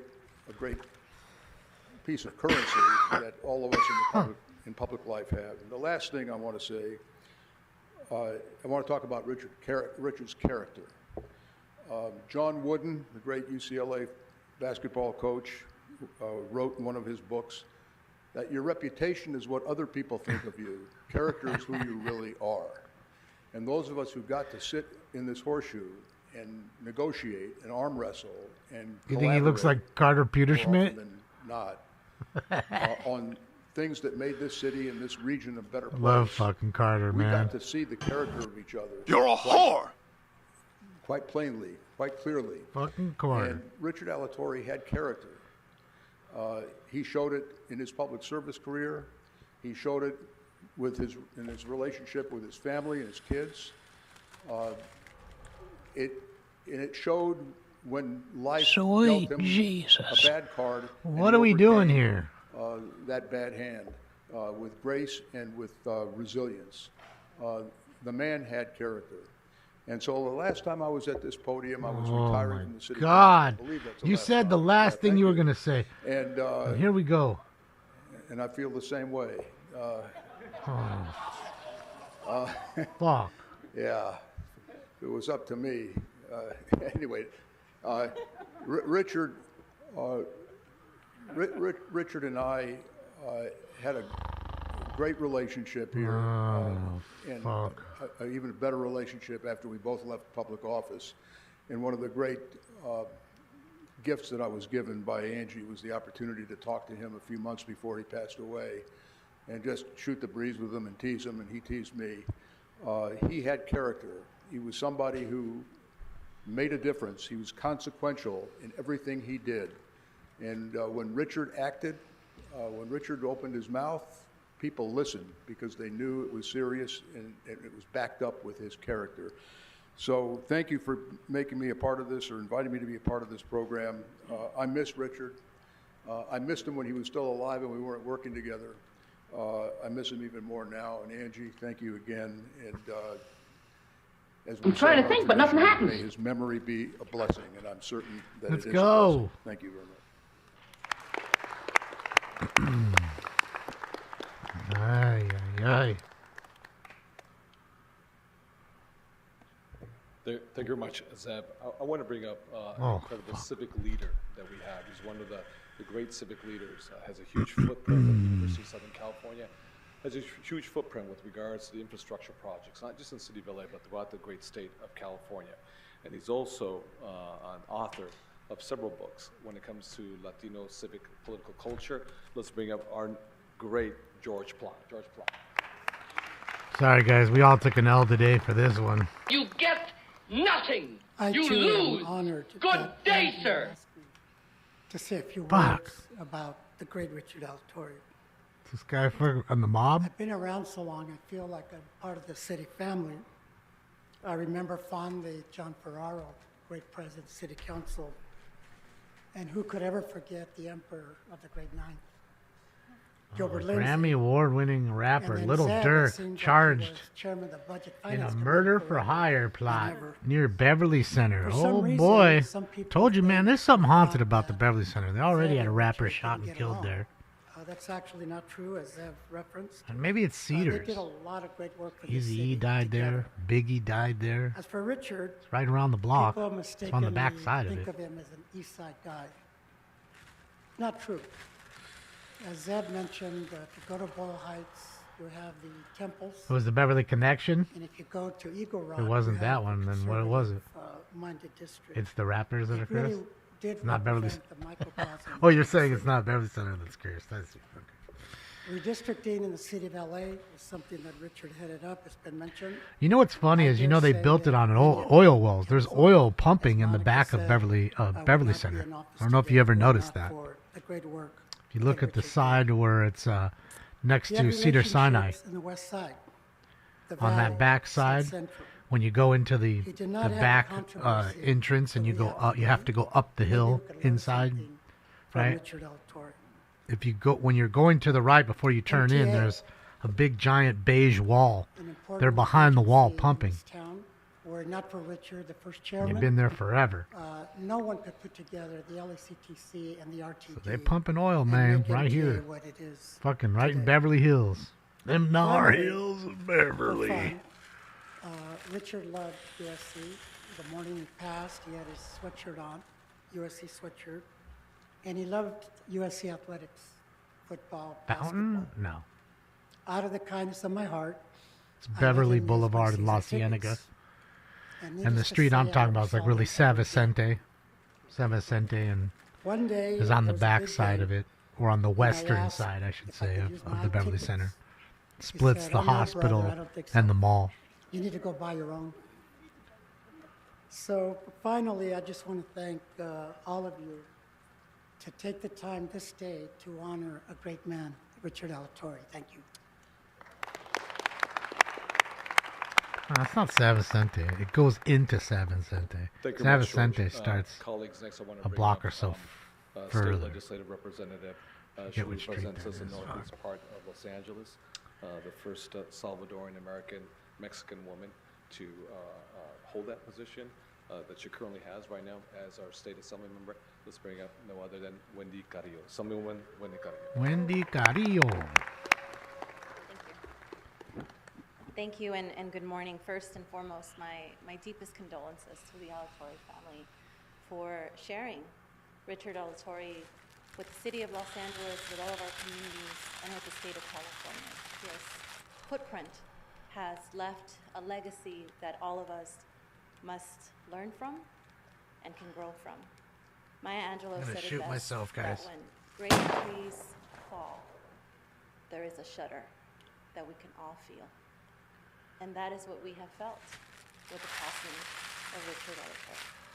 We have felt an enormous presence around us, leaving us, but that continues. 1 hour, 30 minutes in. And that we Nothing continue done. to potentially Not one bit of work done. Hour, 30 minutes in.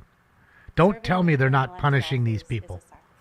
And we still got another 14 minutes at least. And who knows?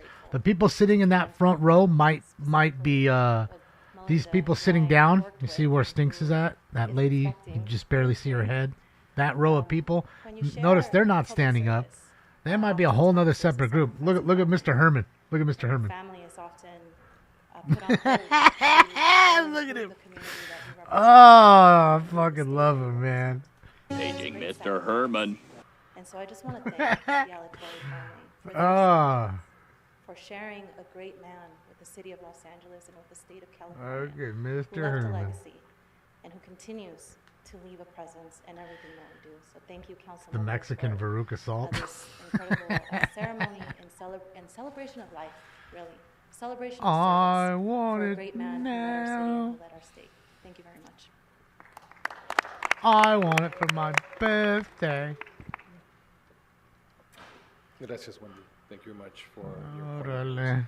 comments. Next, colleagues, I want to bring up Oh, an individual who had a huge footprint, a huge influence on the whole entire state of California in terms of redistricting and knowing representation matters, and was never shamed by social media platforms to do what was right. Never wanted to hear Towards Mr. those that Spindler and needed Mr. more Herman voice and in the 3-inch state of shrimp so California. bad. I want to bring up the former chair of the California State Latino Straight Legislative brutal. Caucus, Senator Richard Polanco. Senator Richard Polanco. This pee-pee touch party is just fucking terrible.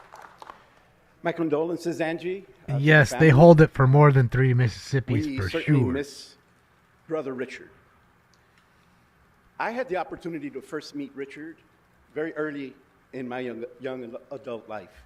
Richard went to Garfield, I went to Garfield. Richard played basketball, I kind of played basketball. During the walkouts in the 60s, I began to hear the name Richard Alatorre, followed by the Chicano moratorium that took place in the East Los Angeles community. And it was Richard who was in relationship with Yeah, they usually Ernie don't Camacho, spend their another money dear on much, friend of the JD. They family, get all free shit. As the protesters and the leaders of the Not Chicano really doing movement rounds. were They're being just arrested, smoking, it was hitting Richard, bags randomly. contacting Ernie There's 3-inch Camacho to shrimp. bail these Shout out to 3-inch shrimp. brave community leaders out immediately. Richard grew up as an organizer. I was part of the Team Post program, the War on Poverty, when the federal government You've done a was great job engaging and with the investing war. in communities.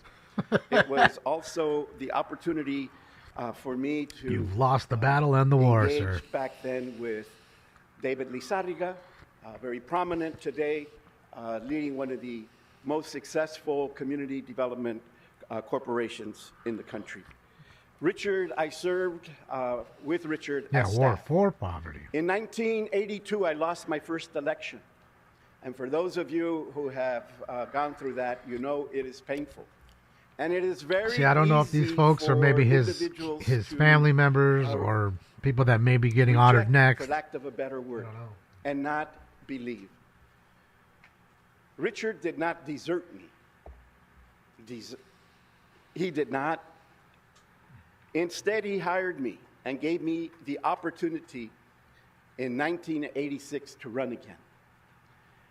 And I was successful. And I am very grateful because he believed in me.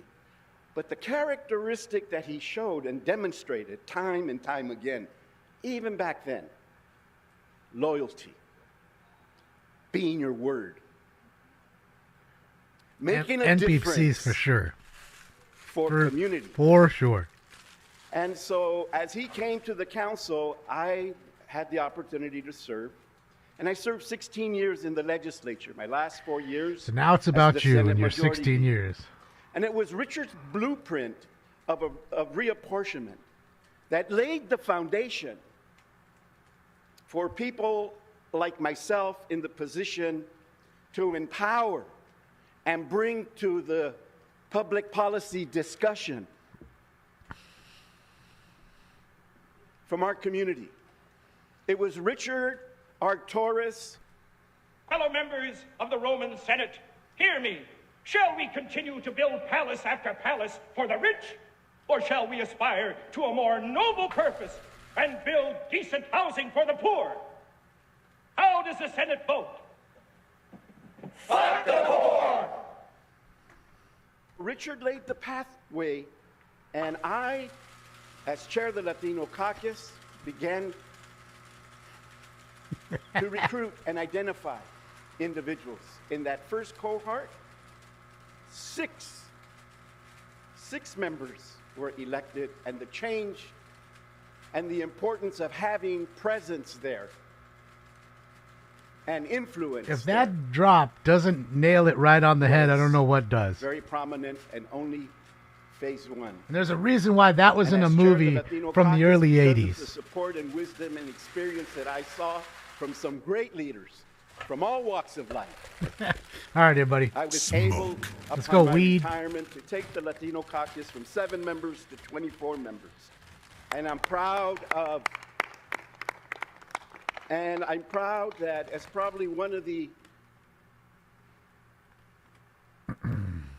members who supports women to office, I'm very proud of that. Do you support men that dress like women Opportunity and able to and compete against them in deliver. sports? I bet you do. From a personal note, we're in the John Ferraro, and I first met Dan Arguello, his administrative assistant. Órale. Okay, man. Órale. All I gotta hear is this, and between this and the oppression, I don't know what to do, man. I'm a black man. There's no justice for me here in America. I should be at the front of the line. Yeah, well, I'm gay and subject to ridicule and discrimination wherever I go. Women are oppressed throughout the world. Give it a rest. That's the world right now, in a nutshell. Straight the victim, the victim competition. Who's the bigger victim? Boy, it's amazing. It's really amazing. People just can't be people anymore. And then they wonder why people they deem them racist, but yet they themselves a lot of the times will segregate themselves. Makes no sense. Makes no sense. They love the identity politics. The race baiters love to push it. Okay, and you should remember this. All white people are the devil. Word. Thank you, Angie, for sharing him with us. And God bless you all. And white is not a color. I don't care that you get shirts that are white and cars that are white and paint for your house that's white. It's not a color. It's translucent. You just can't see. Senator, your eyes don't work well. We just have 2 more speakers here, but I'd be remiss, obviously, if I didn't recognize and introduce a very powerful woman. Who Come was on. the chair of Is the Meg Judiciary coming back? Committee as well too, in the California State Senate. Meg I all had up the front and opportunity to center serve and with shit. Look at her. As Shut I had up, the opportunity Meg. to serve with Senator Polanco, but I know that I stand on their shoulders. Fucking Meg. Because where I'm You at, are the today, devil. and So am I, though. opportunity to become Satan laughing spreads his wings. Powerful Latino woman. Senator Magna Just Escudero. saying. Just saying. Hello, my name is Marta Escutia, former state senator and state assembly person, and I stand on the shoulders of Richard Alatorre, as well as on the shoulders of Richard Not an Polanco. assembly woman. An These assembly men person. endorsed and helped women. They recruited women, they fundraised for women, and my political career really would have been nowhere without the 2 Richards. And with regard to Alatorre, I remember that when I was running for assembly in 1992, somebody said you should call him. So I called him, and I said, I'm running Thank you, for Taylor. assembly, and I would love to get your endorsement. And the only thing he said was, "Are you a Chicana?" And I said, "Yes." He goes, "Okay, I endorse you." Easiest endorsement I ever got. So, Richard See, they're Alatorre, just telling you. you will always be my You got my the vote rey, because of who you were, not because el you were rey, the best viva el rey. Chicana. Long live the king. And that's the sad part. Can it just be the best person no matter what they look like? No matter the shade of the color of their skin or what sex they are or what sex they like? His beautiful wife. Can it just be the best one for the job? Representing Melinda, Not the one who's the most gay and all of his or, former you know, City Hall staffers or you don't have enough of color I want to bring up except for white folks because white don't count because they're not color. So we're getting this clear. So I woke up this morning and I was not going to wear a tie. This should be best for the job, But in I my heard opinion. my dad back here, Mijo, put on a tie. And then I heard Angie's Look voice. at Kevin over "Mijo, there. Your dad will be Just watching. You better put on a tie. Kevin And can't figure out how to I wore put a tie, pin and on. I looked at George. I looked at Kevin. And looked at no ties. And I thought, oh, man, I listened to myself this time. Anyways, good morning on behalf of Angie, my brother Daryl, my Daryl? sister Melinda, Strawberry? and our respective families. I want to thank the City Council, President Harris Dawson, especially Council Members De Leon and Rodriguez for honoring my dad today. When my father made the transition from the state legislature to down here in the City Council, he moved to this body because he saw it was an opportunity for him not only to be closer to home, but also Doesn't count, Leanne. to have a very important impact to the daily synthetic. lives of the people that he represented. White is white. He also Don't had test the your opportunity to blood. make an impact to the expansion Come of back the to Latino white officials on the blood. City Council, as others have mentioned, like he did in Sacramento. Oh, thanks. He was in charge of the 1986 and 1991 council reapportionment. My other and with brother those there. brought in first Latina, Lori Molina, and then the first Latino council member Those two from kids want to San go Fernando so Valley, bad. The Joe one Alcorn. guy was looking down into black, and the white, In the girl in the 1990 white are I'm sorry. blue, In maybe. both of those reapportionments, he also realized the importance of not only expanding Latino representation They want on to the go City already. Council, They haven't but even also the see. They importance should of be forced to have to cementing listen to Mr. the Herman, seats held by Mr. African Americans. Spindler, and He 3 knew Inch the Shrimp. coalition politics was important, and all council members' voices were important. My father loved this horseshoe. He loved being here, working with his colleagues to fix things, to help the residents of the city of Los Angeles. He loved the congeniality, and sometimes not congeniality, between the council members. My dad loved the council so much that after years he left, he kept on watching the council on Channel 35. And if I can just add a couple short stories here. So Not on where, smoking scan? Councilmember Blumenfeld sat. My dad sat there. Next to him was Hal Burnson. And those two characters together, for those of you who Councilman Burnson, they were funny. Councilman Burnson had a little stash in his drawer of junk food, Oreo cookies, chips, and that was heaven to my dad's stomach. He liked that kind of stuff. And Burnson went to Roosevelt, so every year, that's absolutely right, Supervisor, every year those two talked smack to each other about who was going to win, but also, when UCLA and SC played, it was Zev and my dad going at it, and who was going to win. Zev So that Yaroslavsky. was good. And then Great. I Now we got remember his daughter, one trick he who looks played just like her on dad. when Councilman Alcorn got elected in his first day.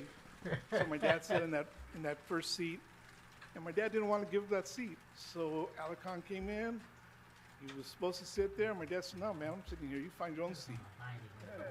And that was a joke. And my dad moved over and let Alcorn sit in that seat. But that was my dad's character, a jokester too. My father also never forgot where he came from. He treated everyone with the dignity and respect they deserved, no matter their position in life.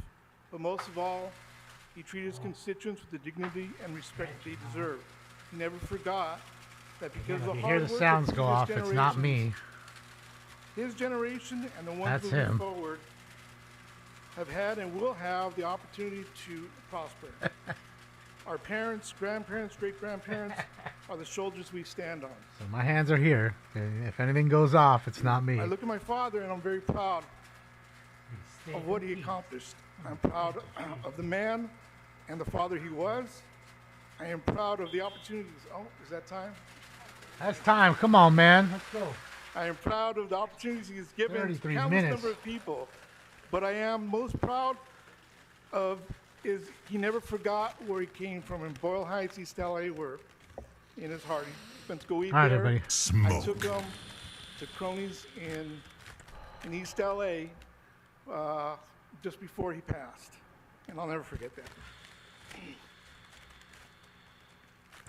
And that's what, for me, that's what makes my dad a truly great role model for Latinos, because he was, as others have said, a man of his word.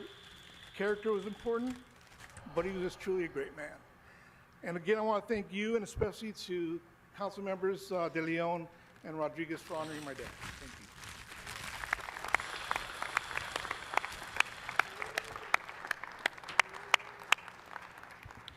Thank you very much, Derek, for representing the La Torre family and colleagues. Thank you very much. And one last thing I want to mention. We're near commemorating the 30th anniversary of the massive Proposition 187 march, when we had about 150,000 people. At the time, it was the largest march in the history of California, larger than the Vietnam War marches, larger than women's marches. It was massive against Prop 187. And there were four main organizers, four mocosos, Fabian Nunez, Juan Jose Gutierrez, Pepe Jaques Medina, myself, and a former labor leader from Local 660, Gil Cedillo, who helped finance it right there. But Richard Alatorre was a council member at that time. And at that time, Antonio Vergoso was running for state assembly at that time.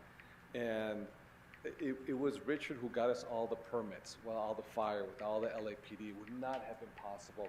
And there was a lot of elected officials, including elected officials of color too, that were sort of recoiling. They're sort of kind of, we don't want to be part of this march. It's too hot. We shouldn't be marching there. Richard Alatorre was like, what do you need me to do? We'll get all the permits. We'll get it rocking and rolling. And it would not have been possible. What was at that time the largest march in the history because of Richard Alatorre. And again, I love the stories from Zev, from Antonio, from Madam Mayor, from Wendy, from Monica, from Richard, from George, because the relationships he has were beautiful. Him and Willie Brown, and Maxine Waters, and Mike Roos, and Marta Escutia, and Richard Polanco, they understood what the Voting Rights Act meant, and what it meant for black districts, and meant for Latino districts. There was no sort of virtual signaling, no performativeness, no social media platforming. They understood it. Behind scenes, they broke bread, and they did it all together for the betterment of all individuals, because we work together and we benefit together. And loyalty and trust and character was a main thing for them, which, with our new president now today, Councilmember Marquis Harris Dawson, we're ushering a new era here, which I'm very honored to be a part of, all of us here collectively. So just want to say thank you very much, Mr. President, and I guess if any folks want to speak. Yes, Councilmember, thank you so much. We have a few members. One last thing too. I forgot to mention too. Monica just reminded me. We're also Placito Olvera, El Pueblo, where Alameda Street is at, right in front of Union Station. If you're veering towards downtown LA and you veer right, that is Los Angeles Street. We're taking Los Angeles Street all the way to Arcadia, and we're going to rename it the Richard Alatorre Legacy Way right there. So, we have that.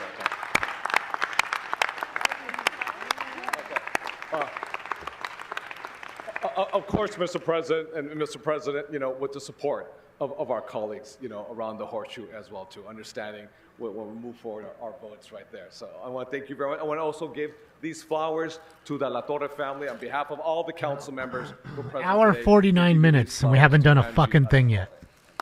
Not a fucking thing in almost 2 hours.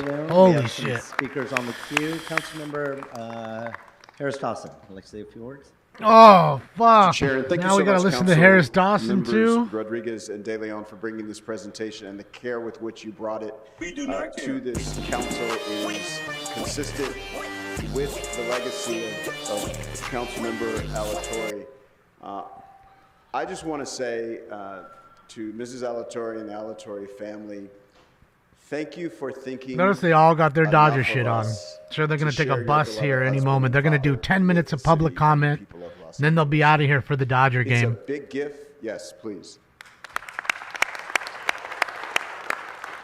What's up, Ian? It's a big gift to all of That's a us toupee. and to everybody who ever lives here or who good to see you, benefits bud. from what we've been able to accomplish has Councilmember Alatorre to thank. I never actually He's knew going to beat up Yankee fans in the Councilman parking lot, Alatorre, Nadries? but, He I might. can remember watching on Channel 35 at night Fucking when they getting the replay loans. the council meetings. And when the camera would go over to that side of the room, and you'd see these just poetic struggles, is the way I'll put it, or That's knockdown, it, drag-out Electric. Giant fights, circle jerk. Sometimes We all hold between each other's Mr. cocks Alatorre for and more Mr. than Burns, 3 and that seemed to be the most Mississippis. common one. And sometimes So Mr. it Bolden counts. would get involved, and Councilmember Molina might get involved.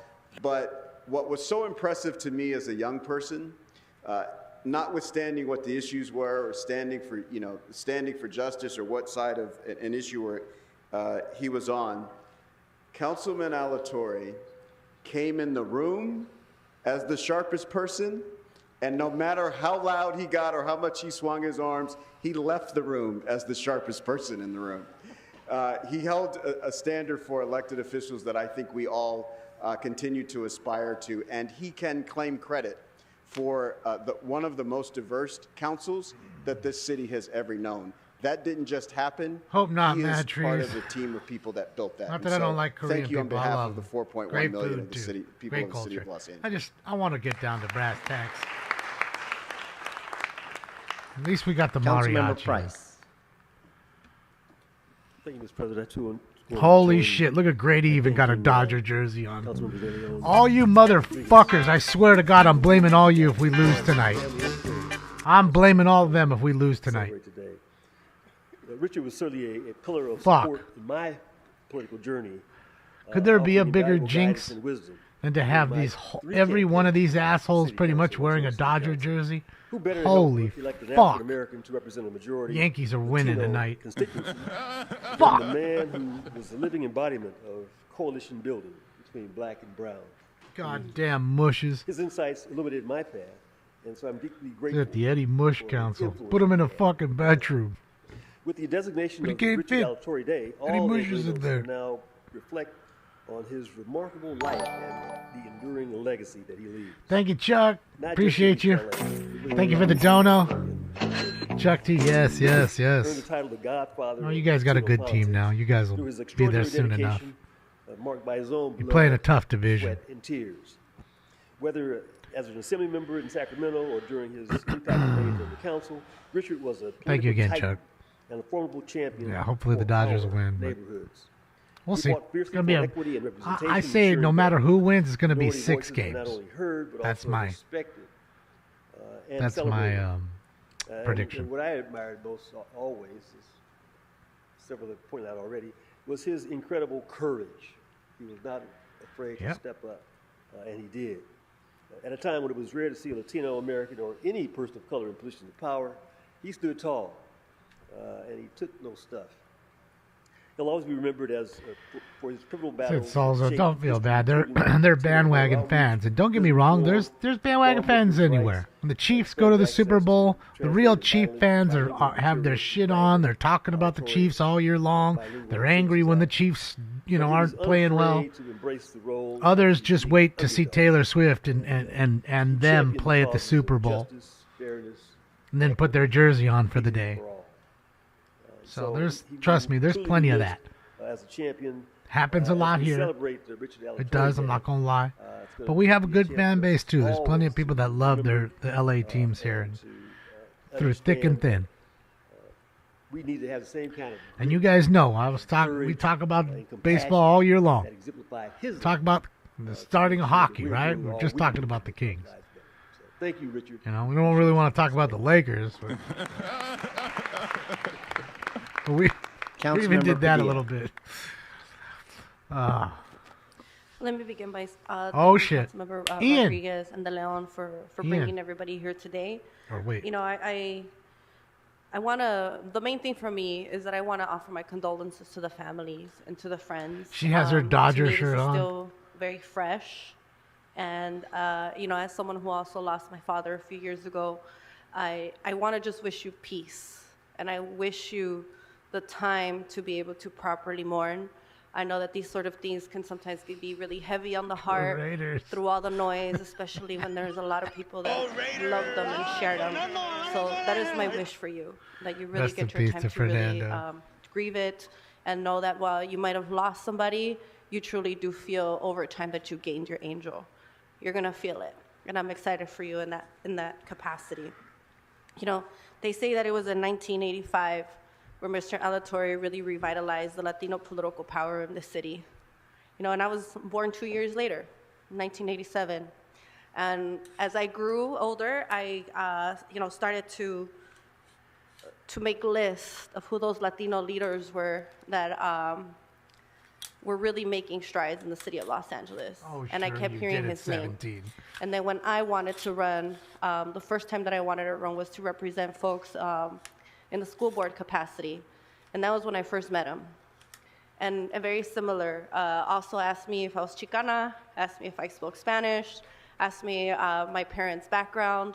And every time I reached out to him through phone calls, there was three things that you always got out of it. You were motivated, and you were inspired, and I love that he always made me feel okay with being unapologetic about having an interest of representing my community. And you needed that, because when you do launch yourself, sometimes you feel like you feel guilty. You feel like you're putting yourself in a place of privilege. But he reminded you that it's okay to be unapologetic when the end goal is to represent your community. So I thank him for that, and that will be my memory with him. But also, you know, I am weeks away from representing the community on the Metro Board.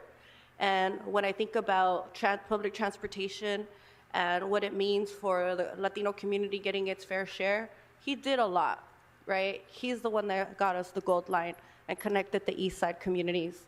And I hope to follow his path in connecting the San Fernando Valley in the same capacity. And I look forward to future generations then saying, where else have Latinos moved? And then we also connect someday, somebody will connect us to the Antelope Valley, right? But he really was the first to really be unapologetic, to make sure that we also get our fair share in public transportation, not just here in the city, and I will remember him for that. So again, thank you for the presentation, and my condolences to everyone that was incredibly close to him and related to him. May you rest in peace. Councilmember McCosker. Thank you so much. Thank you so much for this honor, council members, colleagues, for bringing in this family, and my deepest condolences. Where to did you, your Angie, Dodger and your jersey family. go, Jack-o'-lantern? He meant a lot to me in my life. When I first came to this building, he was the chair of the all-powerful budget committee, and I was the chief deputy to the city attorney, and I had to come in and stand and deliver and explain what we were doing and why. And I was afraid of him. He was so strong, so tough, so raw. But I will tell you that I quickly learned that if he said it, it was going to come true. His character was evident in every single one of his moves, whether it was a simple move or a big move, and you could count on it. You could take it to the bank. And those were the days of John Ferraro, and I didn't have the benefit of overlapping with Zev, but it was John Ferraro and Nate Holden and Richard Alatorre. And I have to say that this word unapologetic has come up, and it was so important for a young white guy from a different kind of life to see someone who was called to serve a community and made absolutely no excuses for laying it all on the line and doing everything he possibly could to lift up the community he was called to serve. And to a young white guy, it was really important for that example of lifting up Latinos, lifting up women, Latinas. And someone said, giving everyone the respect they deserve, we know that also means all there are different identity levels of respect politics. that people All deserve. about We his would call color, out their people color, everybody's color. did the wrong thing. Notice that? Not And about there's a few- human there's beings only a just handful of folks prospering in as my a life whole who better. have meant the world to me, who I All right, everybody. look up to, who I try to live like and fail every day, by the way. You can imagine it's my parents, and some of you are in this room. Damn, that shit tastes One of you is not in fire. this room. The We're Ziddles honoring taste him so today. good. God bless him. Welcome him into the loving arms. Fucking of- Martinez, you outdid yourself. And we know that. But I will say, one of my favorite memories, you might remember this, Angie, several years ago, Mike Roos and Richard flew back to Notre Dame to go to a football game, and they called a kid who worked for Notre Dame, and I got him tickets. Really great tickets, really close to the field. I'm sure you And did. so because I got him tickets, I sat with him. How'd you get him the real And Notre Dame was up. close seats? And our quarterback fumbled the ball on the 1 yard line going into SC's end zone.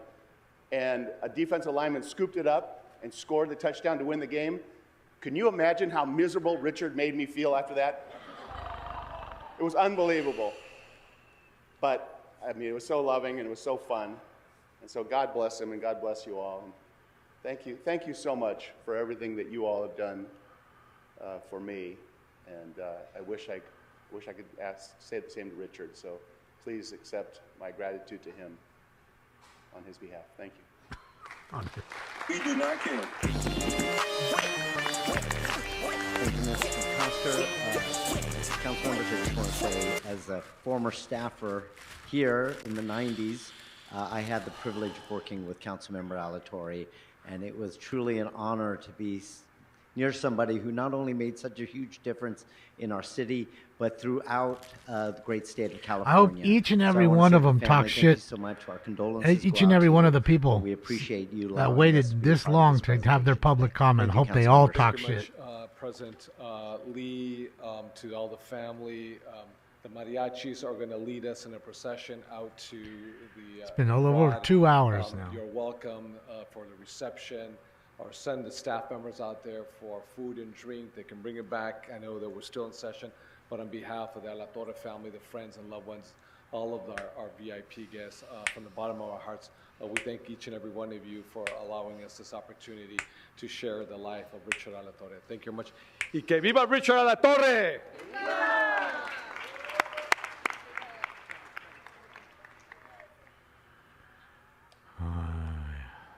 Come on, man. Let's get down to it. There's like nobody left now.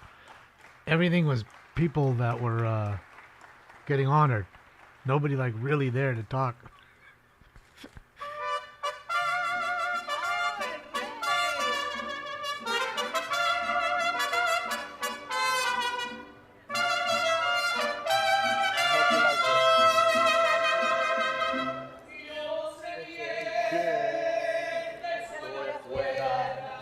Pero el día que yo me muera, sé que tendrás que llorar.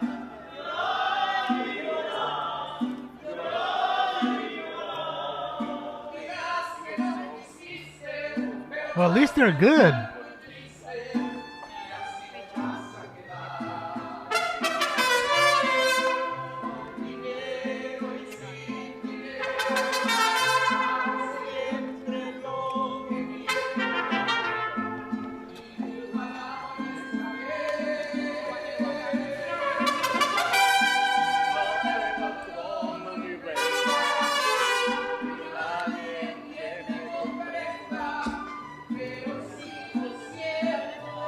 Look at Spindler back there. Oh, they got a new angle.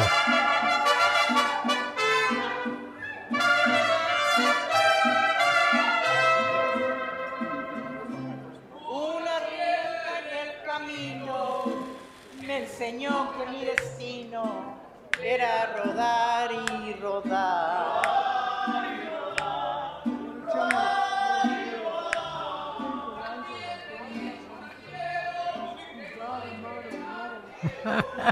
Look at Spindler dancing. So great.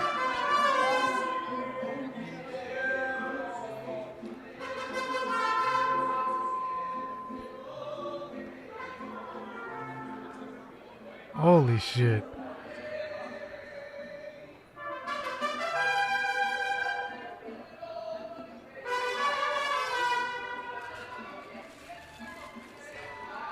I mean, I gotta be honest, the mariachi band was the best part of this fucking 2 hours and 4 minutes, 5 minutes now, 2 hours, 5 minutes that we've been watching.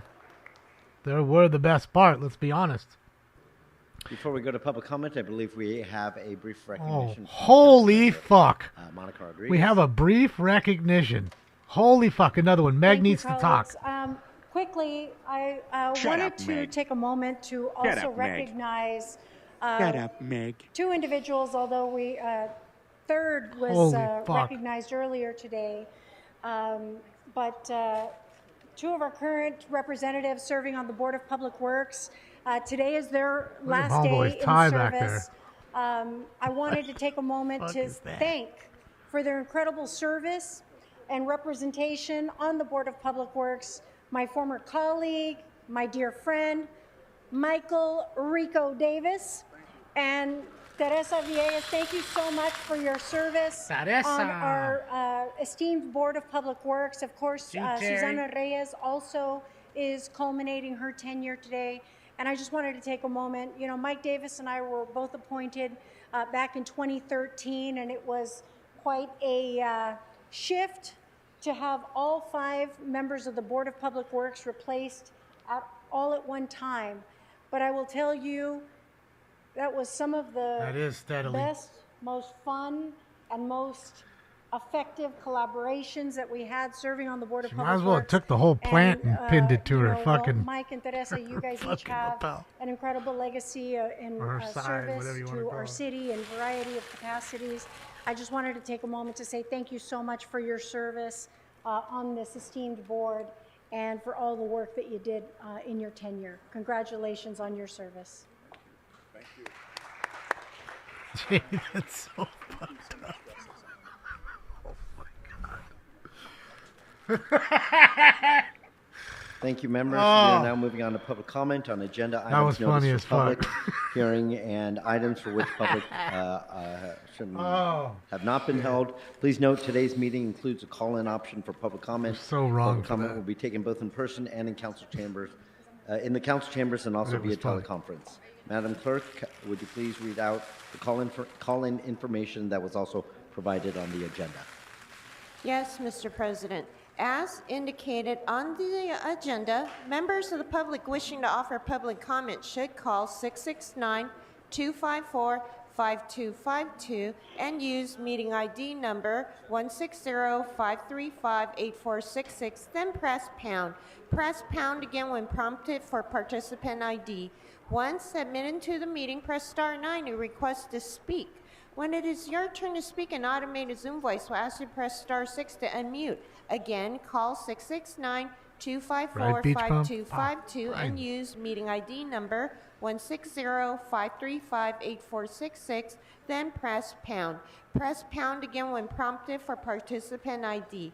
Once admitted to the meeting, press star 9 to request to speak. When it is your turn to speak, an automated Zoom voice will ask you to press star 6 to unmute. Thank you, Madam Clerk. Madam City Attorney, would you please explain the speaking rules to members of the public calling in to speak?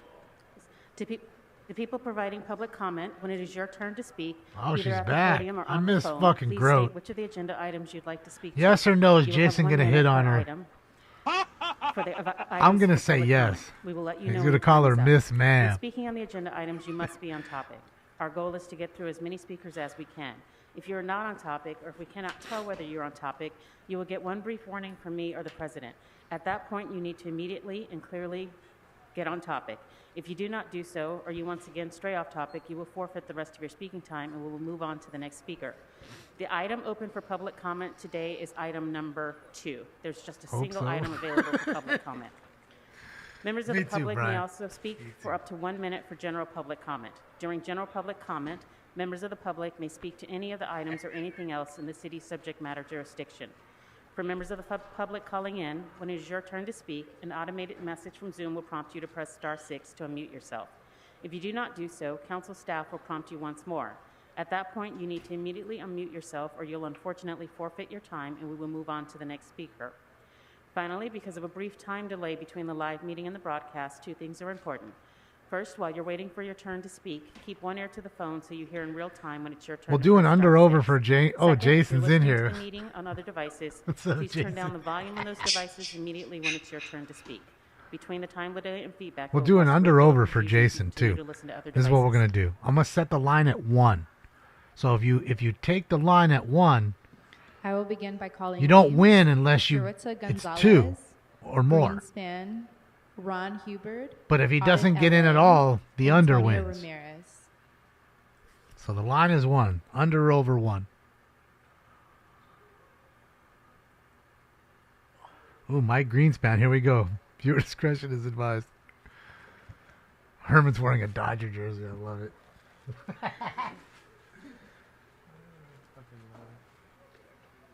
Speaker, which items would you like to speak to? All right. Mike Greenspan, Burgos District 2, name I signed up. Speaker, which And- item would you like to speak to? Now, I want to talk about the liens. I got no You'll use. have 1 minute. And public comment too.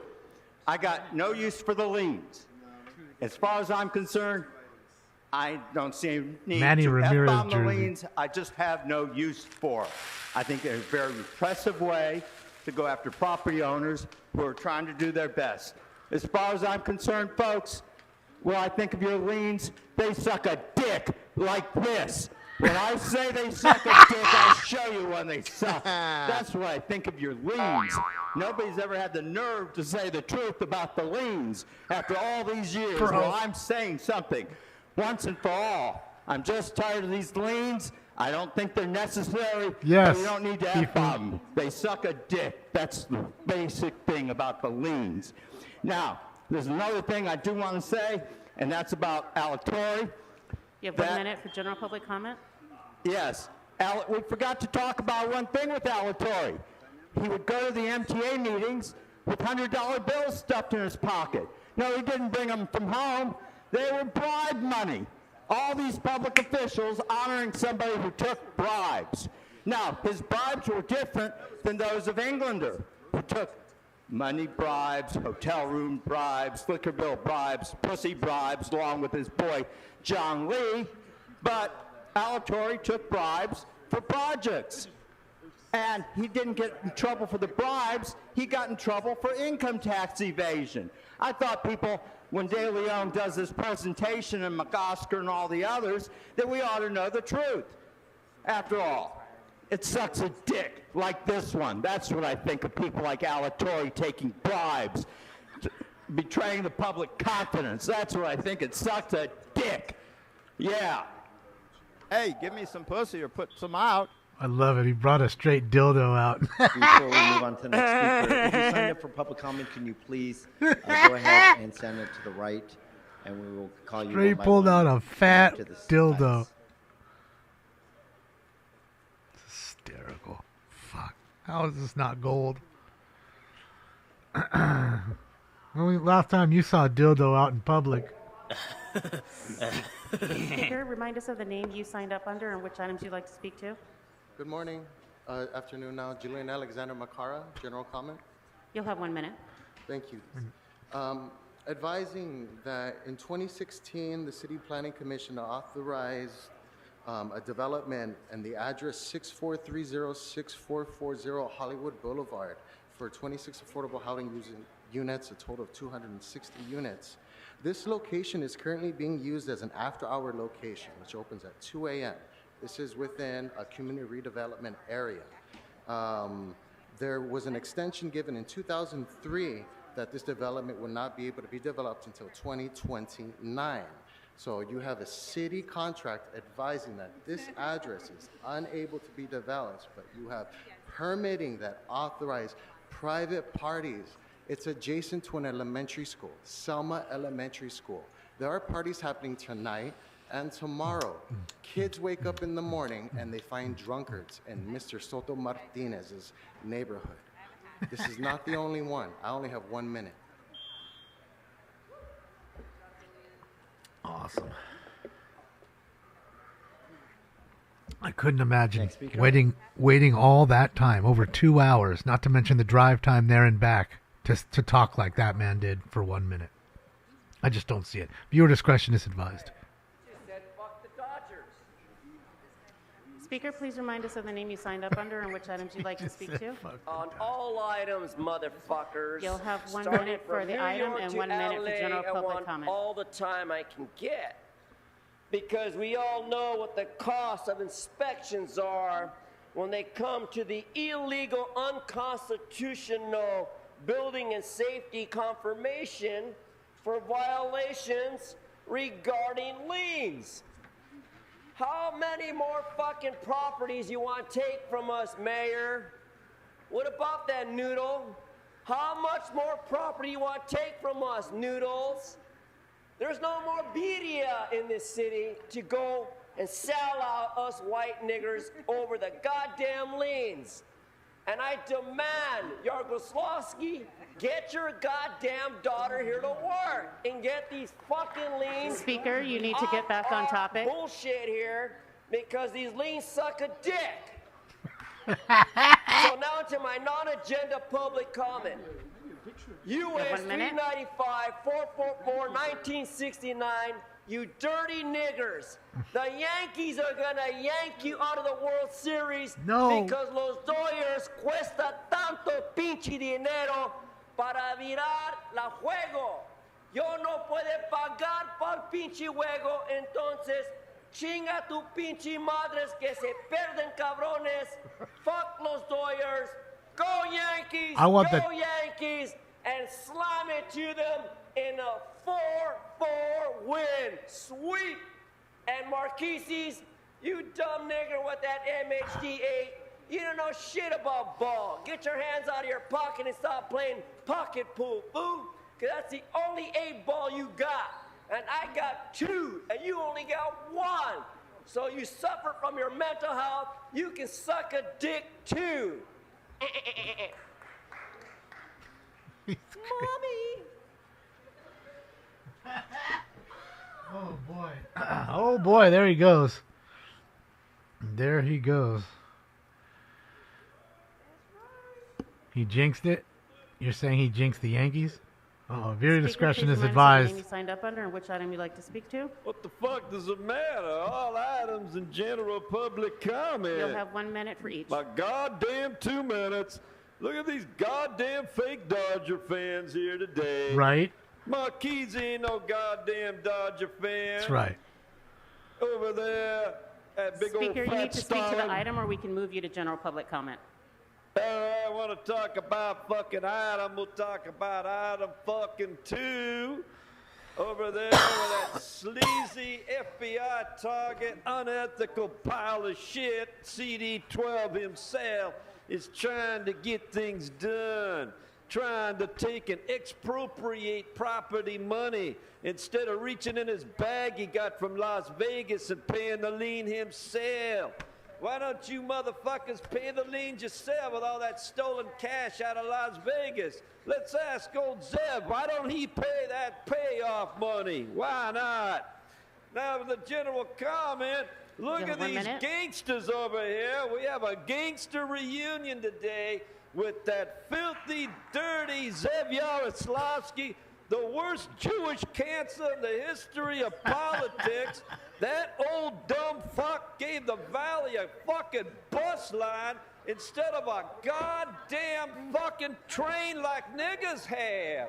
I want to take the train from Chatsworth over to Encino, but Zev said, no, you only get a goddamn bus. He been bussing shit for decades, and his daughter don't even work. Get your daughter back to goddamn work. Where is that fat little cunt? Your little daughter-in-law. Where come she don't come to goddamn work? And finally, Eunice is giving us bananas out there at Spring Street to eat. She's starving us while Kevin feeds us delicious food. Re-elect Kevin De Leon, but fuck the city council. Oh boy. Oh boy. People was hot today. You made me wait that long? 3-inch shrimp, baby. Speaker, please remind us of the name you signed up under and which items you'd like to speak to. I am happy to What does this shirt say? provide you with my name. Oh, certified but, cocksucker. The problem is you never called my name. So Which item would you like to speak to? Purpose of the item I would like to speak to is, can you tell me which item is open for general? It's item number 2, and your time is running. You need to speak to the item. Oh, okay. Well, I haven't tell you my name, and Speaker, we can move you to general public comment. I haven't tell you, I want to speak on item number 2, but item number 2 is I am here to support this property, and I am here to support this inspection, and I am support the property owner of What's up, this Antonio? property, and during You have 1 minute for general public comment. General public comment is yesterday, the other day, I was saying that when I say I support Israel, the city attorney told me that is offensive comments. When I tell them that I support LAPD, the city attorney told me that is offensive comments, that is offensive to the audience. When I tell them I support law and order and I support defund the criminal, the city attorney told me that I upset a lot of the other audience. Now, city attorney, I am here to send you a clear message. If that message is offensive to you, I am happy that offended you, because we will always support our law enforcement. We will always support for our council member Kevin De Leon. If supporting council member Kevin De Leon, that message offended you, I'm happy to offend you 24/7. If supporting President Trump, that message offended you, I'm happy to offend you every single day on your rooftop, because I am the rooftop Korean. Oh, yeah. I'm top player hater from Korea. You bitches better recognize. Speaker, please remind us of the name you signed up under and whether you'd like to speak to item 1 and general public comment. Hello. Wait, what did you say? Sorry. Which item would you like to speak to? No, what did you say about the item? Do you want to speak to item 2 and general public comment, or just general public comment? Oh, yeah. My name is Sister Payasa. I'd like to speak on those items in general public comment, please. You'll have 1 minute for the item and 1 minute for general public comment. Thank you. I can't hear you through that fucking mask. Okay, so item 2, continue consider. Oh, sorry, I'm so ignorant about this. I just don't know what to say. You know what? I'll speak from the Bible. That's all I know. So afterward, Jesus' commission of the 11. You guys are Okay, Speaker, council, you right? need to speak to the agenda item, or Yes, we can move you to general public comment. I'm just so ignorant about these items. For item 2, something relevant though. Afterward, he appeared unto the 11 as they sat at meat, and upbraided them with their unbelief and hardness Speaker, of heart. you need to tie that to the agenda item. Your hardness of heart, ma'am. Your hardness of heart. Can we move them to general public? My hardness? You'll have 1 minute for general public comment. Oh, and Jesus said unto them, Go ye into all the world and preach the gospel to every creature. He that believeth and is baptized shall be saved, but he that believeth shall not be damned. And these signs shall follow them that believe. In my name shall they cast out devils. They shall speak new tongues. They shall take up serpents. And if they drink any deadly thing, it shall not hurt them. They shall lay hands on the sick, and they shall recover. Jesus ascends to heaven. So then, after the Lord had spoken unto them, he was received up into heaven and sat on the right hand of God. And they went forth and preached everywhere, and the Lord working with them and confirming the word with signs following. Amen. In the name of the Father, the Son, and the Holy Spirit. God bless America. Thank you for my time. The wrath of God will strike you down.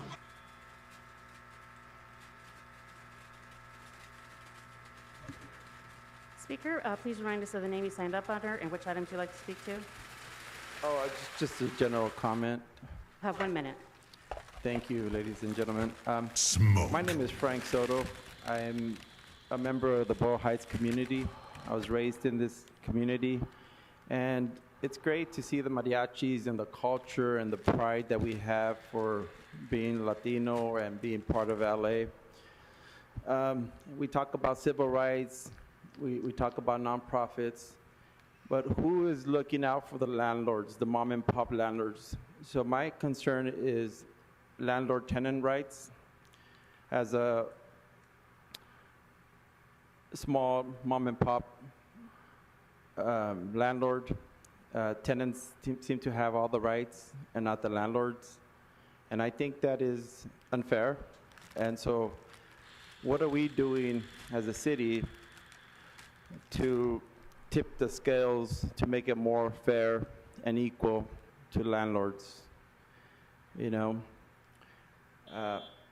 that's all I have to say. Thank you. Moving to the last in-person speaker. Hello, Audit LA. Yes, Speaker, which items would you like to speak to?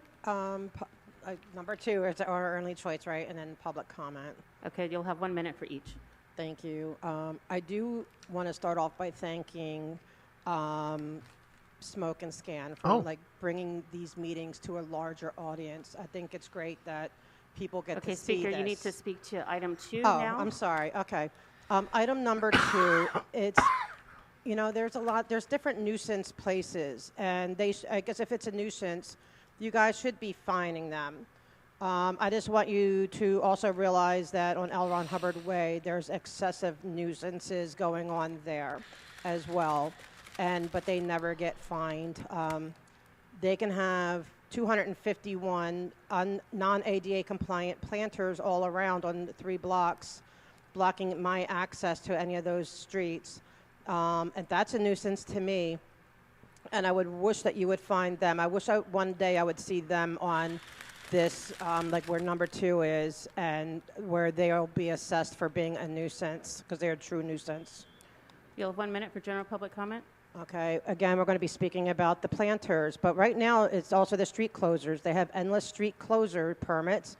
Mr. Martinez, this is your district. You're well aware.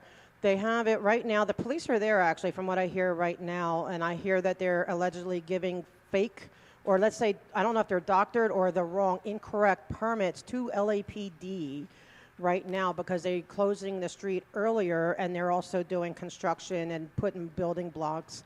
Look at how none of them are paying attention. Apparently they're not being forthright. Look around. With Most of them are gone. That's what I hear. It's just alleged, of course.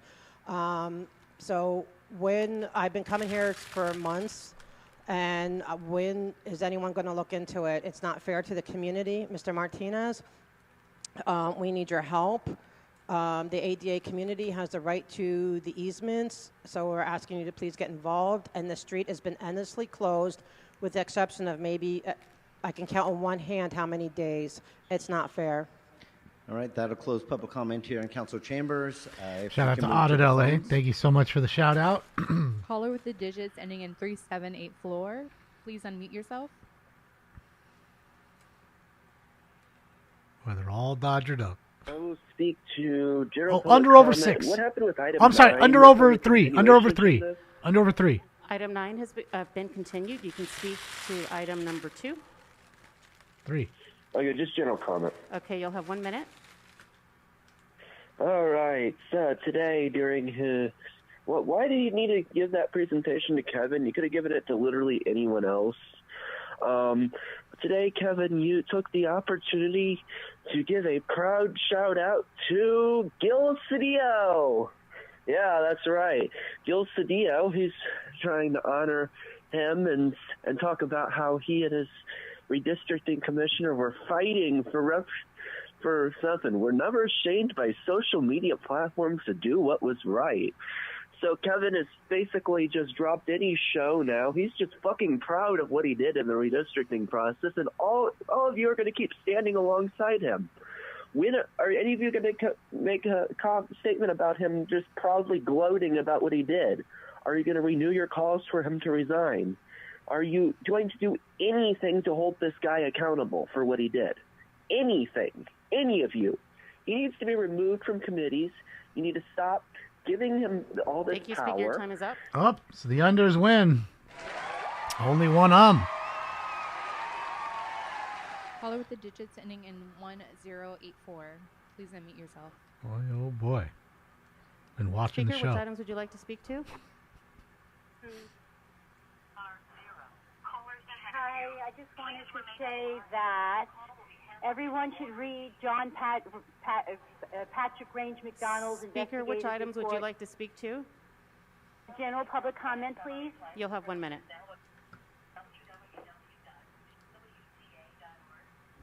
Can you please turn down the volume on the other device you're using to listen to the meeting? Okay, thank you. I couldn't turn it off, I'm sorry. Okay, can you hear me? Yes. Hello? Okay, thank you so much. Yeah, I just wanted to suggest that anyone who hasn't read Patrick Range McDonald's investigative reports about who all of the young, very white YIMBYs are who line up at every hearing in Sacramento here and everywhere else talking about discriminatory housing. Many of them are not from here. They've admitted they grew up in single-family homes themselves. They're groomed for this job. Check out the full-page ad in the LA Times where they've come out against rent control. Rent control had saved friends' lives in New York. I'm originally from New York. It's disgusting what these people are doing. The biggest warrior against single-family is Scott Wiener, who grew up in a single-family home in a Tony suburb of New Jersey. Are his parents racist, immoral, and wasting space the way that they call everyone else who lives in single-family homes? What's going on with the YIMBY movement is a documentary. It's totally false, and they try to influence people's votes. We are definitely follow United Neighbors, and we support the draft that the city admitted there's enough to build in commercial corridors without carving into our historic neighborhoods and our residential communities. Thank you for listening. Thank you, Mary Ann.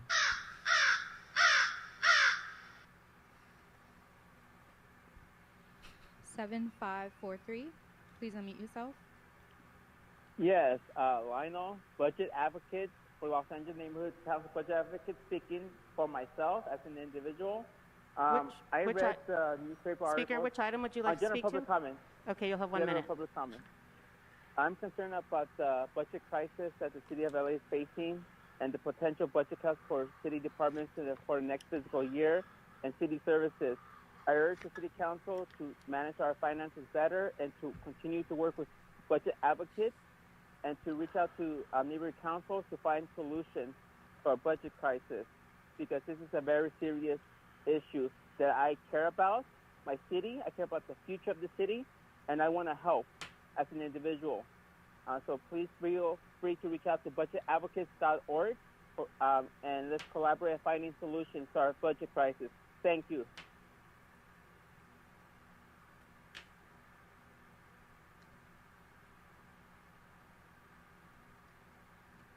(4208). Please unmute yourself. Speaker, which items would you like to speak to? It's Rob Kwan. I'd like to speak on general public comment. You'll have 1 minute.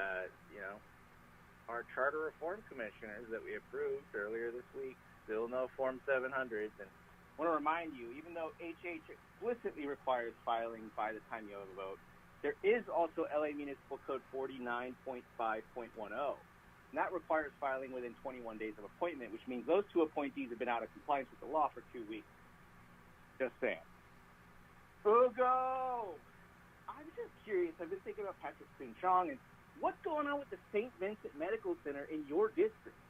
You know, before he lost, Mitch made a big stink about it. Are they just using that thing for film shoots? Is that ever going to be used for housing the homeless? I don't know. Maybe you should look into it. But I know you're really excited about the Dodgers. Please study up this weekend. We unfortunately have a stacked public safety committee, so you're the only one. You need to be on your A game with Mr. Jim McDonald. So keep that in mind as you enjoy the Dodgers. Got to make some time for that homework. Be watching. Have a nice weekend.